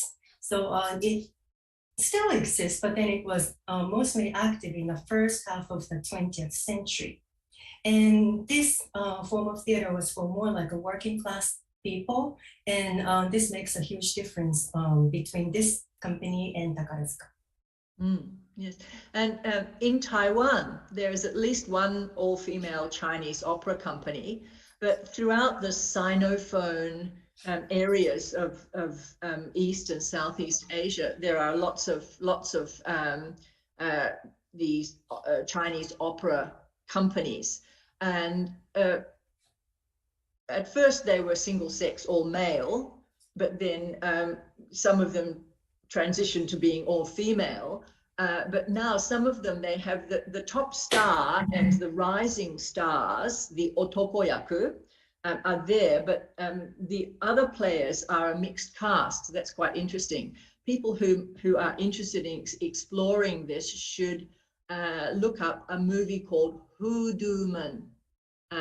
It's a Hong Kong movie starring Josephine Xiao, and she's an otokoyaku star, and it's a really charming and amusing portrait of one such star and her family and her relationships with her fans. Now we are running out of time. Sakuya, can we address a few more of these questions, or would you like us to open it up to the live discussion yet, please? Oh, microphone is on. Okay, I'm back. Thank you so much, everyone watching this, for your great questions. Actually, we receive a lot of great questions, so I would like to pick some questions from live audiences. I've been very struggling to pick the questions, but the first question maybe it's something that we haven't discussed yet, but the perspective from men in Japanese society, towards the Takarazuka. So what kind of response do the depictions of men in Takarazuka performances receive from Japanese men? Are they viewed as a sort of impossible standard for men, or more of an ideal male maleness. Susanna, we haven't heard from you for a while. Would you like to start that one off, please? Okay. So I've interviewed a few male fans of Takarazuka in my research, and based on their experiences, at least, I would say that again, interpretation is open to all audiences, but similar to Japanese female fans of Takarazuka, male fans also recognize that all of the performers are female, first and foremost. So they see them as beautiful, really cool, or cute women. And they don't see, for example, otokoyaku as men.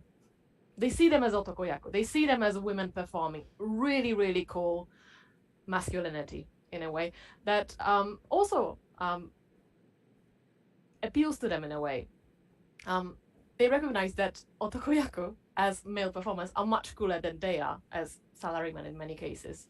Perhaps I would also mention that there's actually partially due to marketing strategies by Takarazuka and especially in the Kansai region and the declining birth rate population and declining numbers of young female fans, Takarazuka has been working very hard to gain more male audiences, especially in the last decade or so, since it turned 100 years. And they do it partially by increasing the numbers of adaptations. So I mentioned it in my presentation, but especially in recent years, adaptations of shonen manga or foreign movies such as Ocean's 11 or Japanese movies such as Bakumatsu Taiyoden, for example, they're originally very masculine. They're originally, the originals are targeting men. So there is a lot of, male humor in a way, some very sexualized jokes made as well. But by increasing adaptations, it makes it easier for new audiences to enter Takarazuka in a way. And at least from the experience of the fans I interviewed, all of them enjoy it a lot. They really like Takarazuka is very high quality of performances. It's one of the best musical theaters in Japan. So there's really, it's just art. It's not less than any of the other theaters in a way. Yes, the production values are so high. And of course, male fans have a huge advantage. They can marry an ex-Takarazuka performer, so many of them have. True. Wonderful. Okay, is that true? Like I heard from somebody, like the Japanese actors, like male actors, even goes to Takarazuka to learn the kata form, how like a otokoyaku express the ideal man, so that like actors actually learn from them. Is it true, or have you ever heard of it? Possibly. I mean, as one of my informants when I was doing my PhD research she said that performers have to be what she called beggars' bags, kojiki bukuro. She said they have to just take stuff from everywhere and put it in their bag and use it as their tools for performing. So, I mean, sometimes there are TV programs on which a Takarazuka otokoyaku will be instructing a male presenter or something. Okay, so do it this way. You'll look so much cooler. Right. So I'm sure we have floods of questions. Sakuya, would you like to go on to the next one? Yeah. So it's the next question. Actually, there is two questions, which is like a relation with the Rosa Vassell. So. First question is, thank you so much for this webinar. I'm really happy to hear the voice of authors that I'm referencing in my dissertation. Actually, there are many people who are watching this and then studying Takarazuka. So thank you so much. But since Takarazuka is still promoting wise mother, would you consider that Takarazuka is promoting a populist uprising themes of Rosa Versailles, or is it dwindling in it? And second one is, I have a question. Ryoko Ikeda was involved in the leftist movement, but I wonder if she was also involved in Uma Ribu. I wonder if the movement could also inspire Rosa Versailles. Nobuko, you are quite knowledgeable about Berubara, and you talked about it in your presentation also. Could you address that one, please? Well, she was a leftist activist, but I'm not really sure if she was actively involved in the women's liberation movement, because when that was happening, she was busy with serialization of the Rose of Versailles.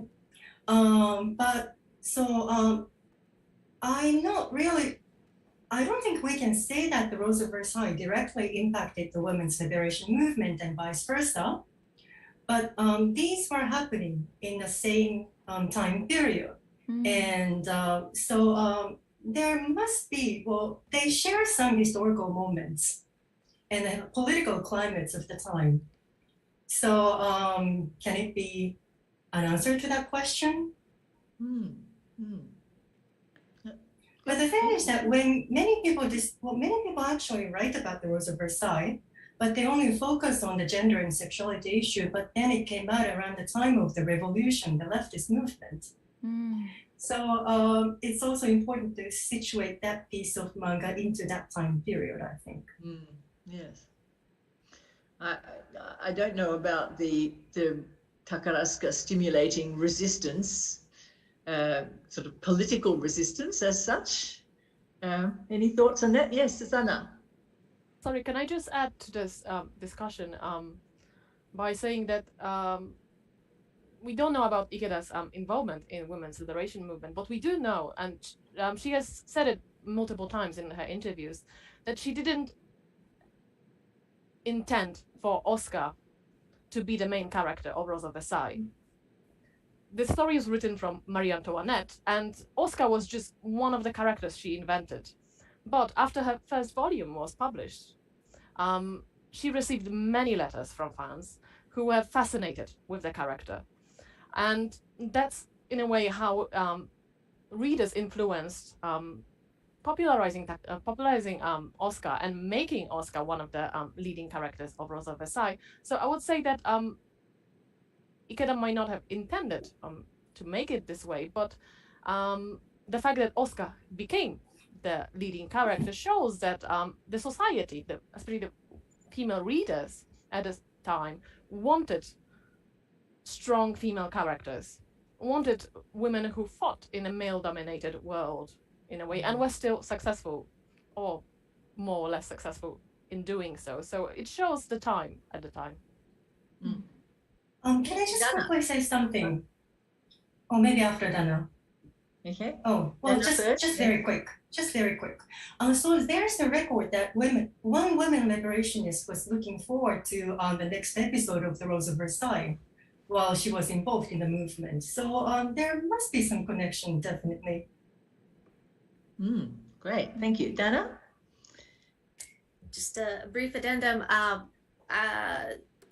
When I was talking to Maria Grezdian, who's another prominent researcher of Takarazuka, we were discussing specifically otokoyaku development in regards to a thesis, but we started talking about Takarazuka kind of being ahead of its time in comparison to where Japanese society is at that point. And like I said, it's a mirror of the society, and it's also part of the society. But also because the people who are involved in Takarazuka are highly sensitive people. Artists have a natural tendency to notice things almost to a clairvoyant level, if you want to call it that. They can kind of see what's kind of about to happen, and then when they create their art, that art is influenced by what they're seeing. And so I don't think that you can separate the two. But I also don't think that, Takarazuka is innate somehow programming people to go and fight against the establishment and give women rights. I think it is more a case of they're noticing that women are wanting these role models. And then because their existence depends on patronage, then they provide that. And but they also kind of, because again the values of Takarazuka of the performances are this universal humanity, this love, it's also a kind of encouragement and a reminder to just keep being nice to people who are different, people who look different, people who sound different. And yeah, that could maybe somehow on a subtle unconscious level slowly push some people to be kind of nicer, and 50 years down the track it might have an impact on Japanese society. But I think that's very much just conjecture. So there's a little bit of both sides in that question. Okay, thank you. Sakuya. Yeah, so actually, like, More questions? related to what we just discussed, like, but the production side, like, there was a question. Would you say that Takarazuka is produced by women? I'm under the impression that companies' shows are largely managed and produced by men. So, what is their update? Like, May I just?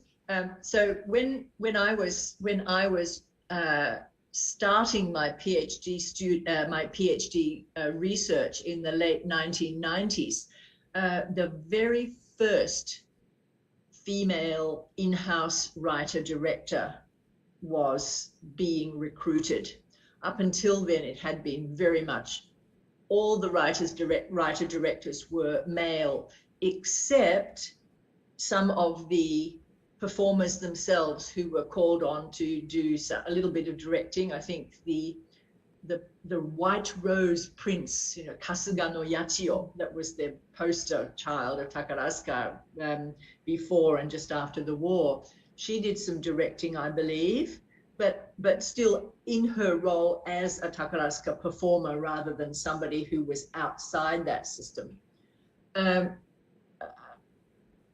Somebody who went on to become the first female writer-director in another company similar to Takarazuka was actually told when she applied to Takarazuka that, she wasn't told, but it was said about her, and I happened to hear this from one of the panelists who said, we couldn't hire her. She would be falling head over heels in love with a specific otokoyaku and writing all the parts for her and, not thinking of the big picture. And I thought, how sexist and everything, that sounded. The Japanese law has changed, and the first legal move to make it possible for women to take executive roles, to work in the same jobs as men, etc., was the original EEOL, Equal Employment Opportunity Law. The first one had no teeth, so it was revised some years later, and that did prompt Takarazuka, as well as many other companies, to start recruiting women for a career track. And as Dana could probably tell us, a lot of the current productions are written and directed by females. Thank you. That's exactly what I was going to say. It's that it's only been very recently, I would say kind of mid 2000s and kind of 2010s, really, that we started to see a lot more female directors. But still, most of the directors and the management and even the orchestra is largely male. Yes. Thank you. So next question, please, Sakuya. So, because the next session of this series will be about a boys' love genre, So let me ask about this. Like, is there any like influence of Takarazuka on the BL genre? Do you find any influence? So we already had one slight mention of BL. Yeah. For those who are not familiar, it means boys love. Oh yeah. Yes, it mainly, it's in a manga, for example, it will be about boys bonking, as they say. So about boys having romantic and sexual encounters with each other. And the main fans of this genre tend to be females. And those females who love BL are known as rotten girls, fujoshi. Okay, so shall we discuss the question? The influence of BL on Takarazuka or reverse? Yeah. Any opinion or? Sorry. Can I say something? Well, I'm not really sure if one genre influences the other. Well, it's more like they are developing at the same time, so it's quite difficult to talk about influences in one direction. Yep. But then again, when Takarazuka started to regain its popularity again in the 70s, well, that was the time when the early BL, shonen manga, started to develop. So again, they share the historical moment. I'm saying the same thing over and over again, but they happened around the same time. So there must be some connections, but in terms of BL, I think Studio Life, which is another theater company that is like the male version of Takarazuka, Studio Life is often doing stage adaptation of shonen manga of, for example, 24 Nengumi. How do you call it? The Year 24 group, like Hagiomoto and so forth. But recently, I think Takarazuka also started to stage some shonen ai genre, like Paul Clan. And I didn't get a chance to see, but maybe Susanna and Dana, have you? I saw it and I thought it was fantastic. I mean, but in a way, if we look at shonenai aesthetics and shonenai manga, it developed from shoujo manga, so it used the same aesthetics, and the boys that were depicted were very effeminate in a way. So I think there is something maybe about Japanese culture that makes the appeal of beautiful boys very appealing to the audiences. Nanshoku, male homosexual relationships between men in Edo period were a thing then, and there was in the relationships there was always the man who looked more effeminate in a way, and was the submissive, like the butch and the femme. Yes.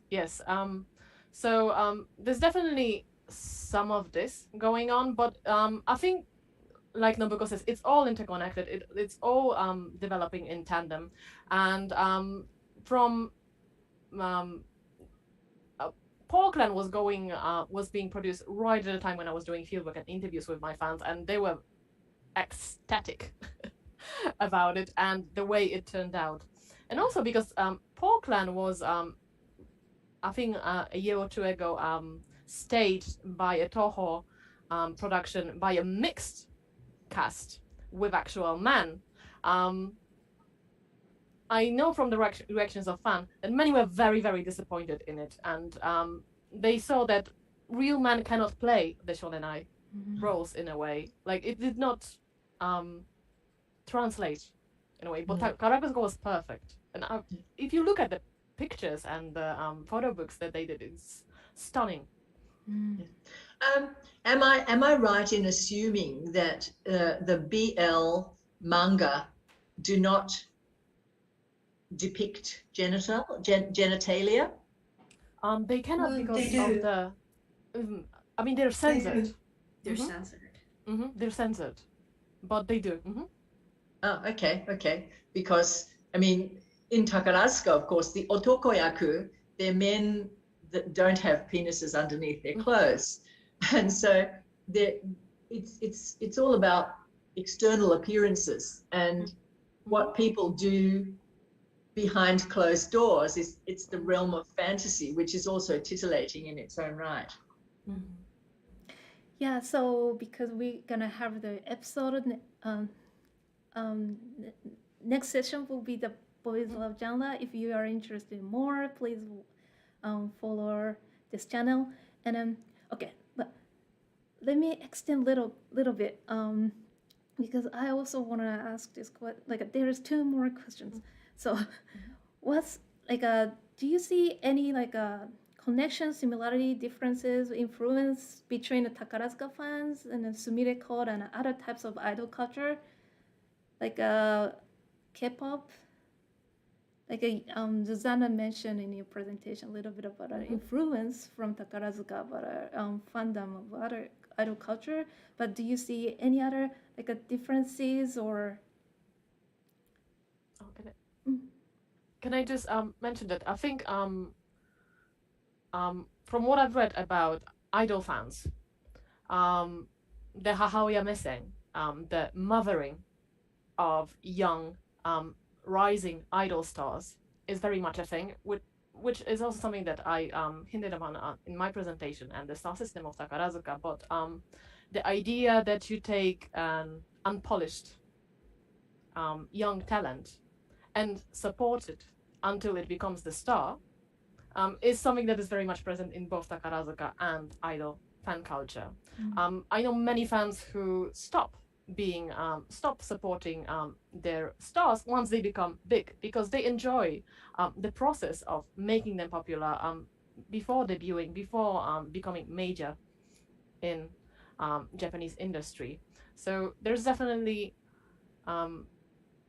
this element of specific consumer culture in a way, and enjoying being a fan that is perhaps similar. One thing about, of course, fan culture is that, and we just have run out of time, and so we can't explore more about the fans. And I was going to ask Dana to talk about the organization of the fan clubs and how they are regulated and they have rules, and they very strictly control the amount of personal contact that the fans have with their favorite star. It's a very homosocial environment. You don't find a lot of men in the Takarazuka fan club groups, do you? Ochakai sometimes, depending on the star.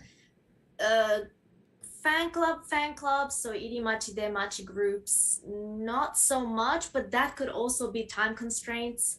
The other aspect is that the fan clubs, oftentimes they are started by a member of the family of that person.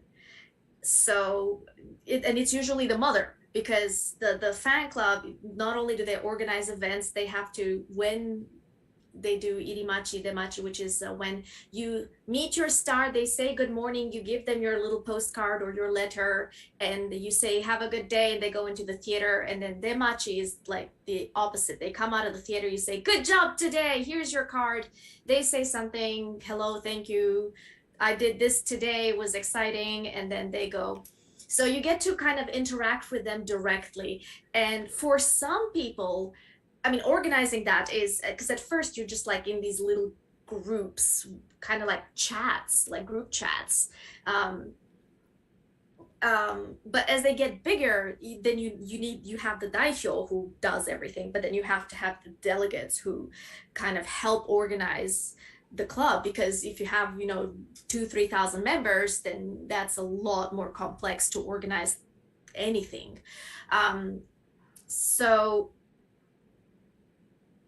that is difficult for men who are working 12 hours a day. I know from my personal club experience that sometimes you get club emails at 3 a.m. Saying, there was a change to the demachi to irimachi, it's going to be 50 minutes earlier today, 15 minutes earlier. And it takes a lot of effort to keep everything so organized. And so it's highly hierarchical. Musumeyaku don't usually have fan clubs, so if you want to support Musumeyaku, you normally have to write to the Musumeyaku and be like, hi, I'd like to support you, and then they'll send you like a postcard and give you details on, you know, when they have tickets, so you can get tickets that way. But it's not really a space for men. So you will meet them, especially at Ochakai, because it's easier to have like one night where you go for 2 hours and you get to see the star and enjoy that event, and then you go back to work the next day. But actual fan club experience, younger children, yes. Men, not really. Thank you. Wow. So like, last question is about the future of Takarazuka. So what sort of changes do you see happening in Takarazuka right now, or how do you think Takarazuka will continue to evolve in the future? Like relates to the question, like there is many like people interested in like is there any like a future the international fans to become a future stars, or like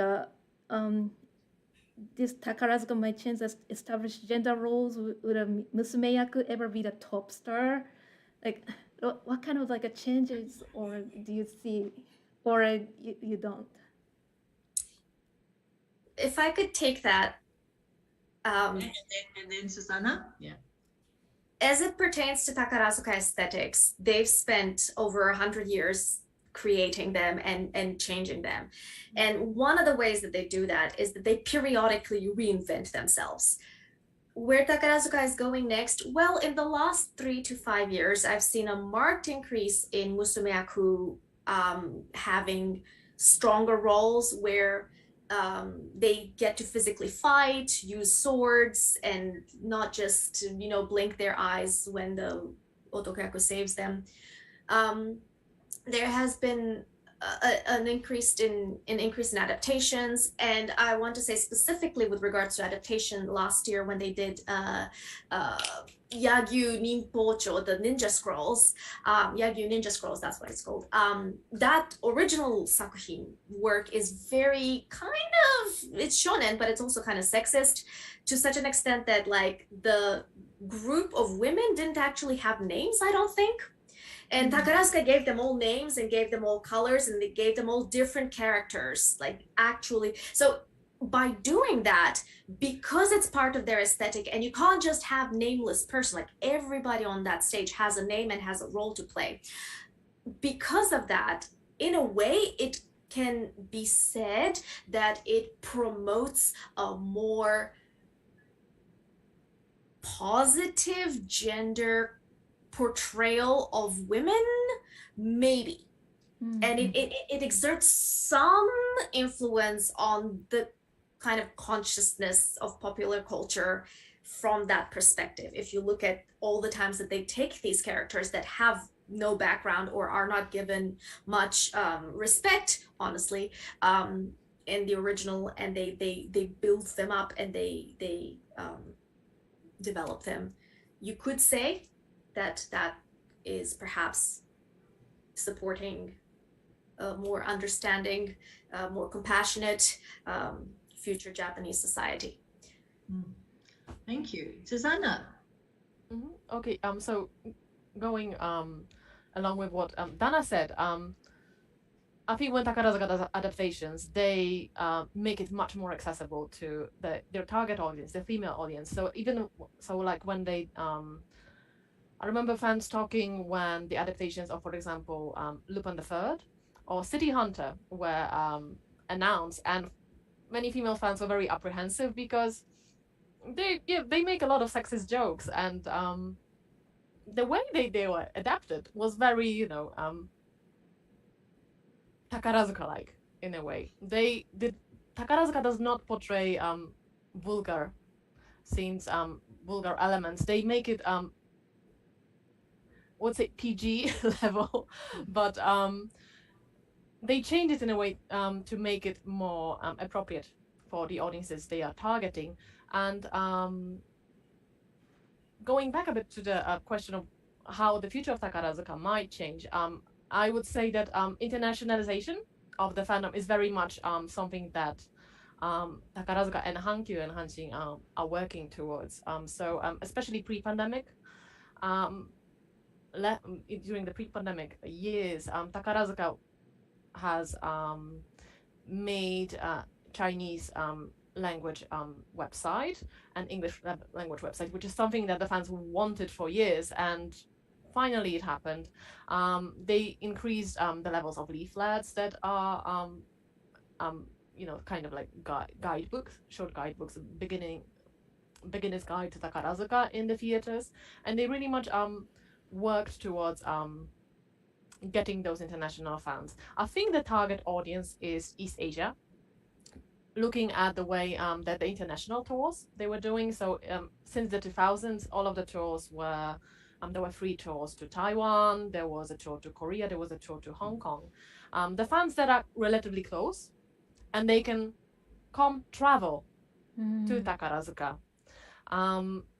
So this has definitely been something that they've been working on, and in the pandemic days, so we've seen that Takarazuka increase its presence on social media, for example, the YouTube channel. Now they have YouTube videos specifically in English for the English audience, like giving a little bit of a synopsis of the production that they are doing. This is pretty much new and something that they are trying to do. However, well, with the COVID and the way it's been happening, how it will turn out is something that we will see.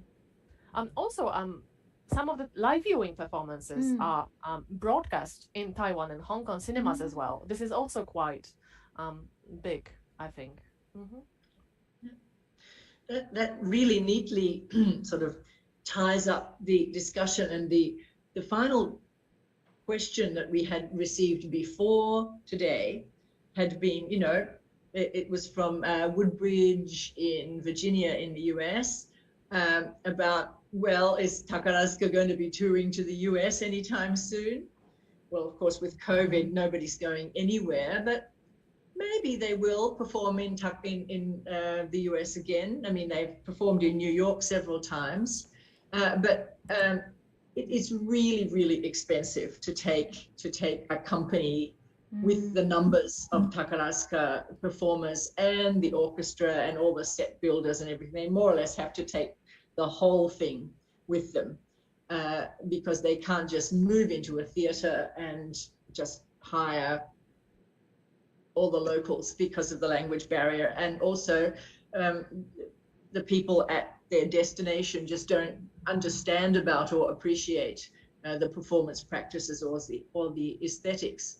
And so, East Asia definitely is going to be, East and Southeast Asia, I will predict, will be a much larger target market. But with the internet, the whole world is one.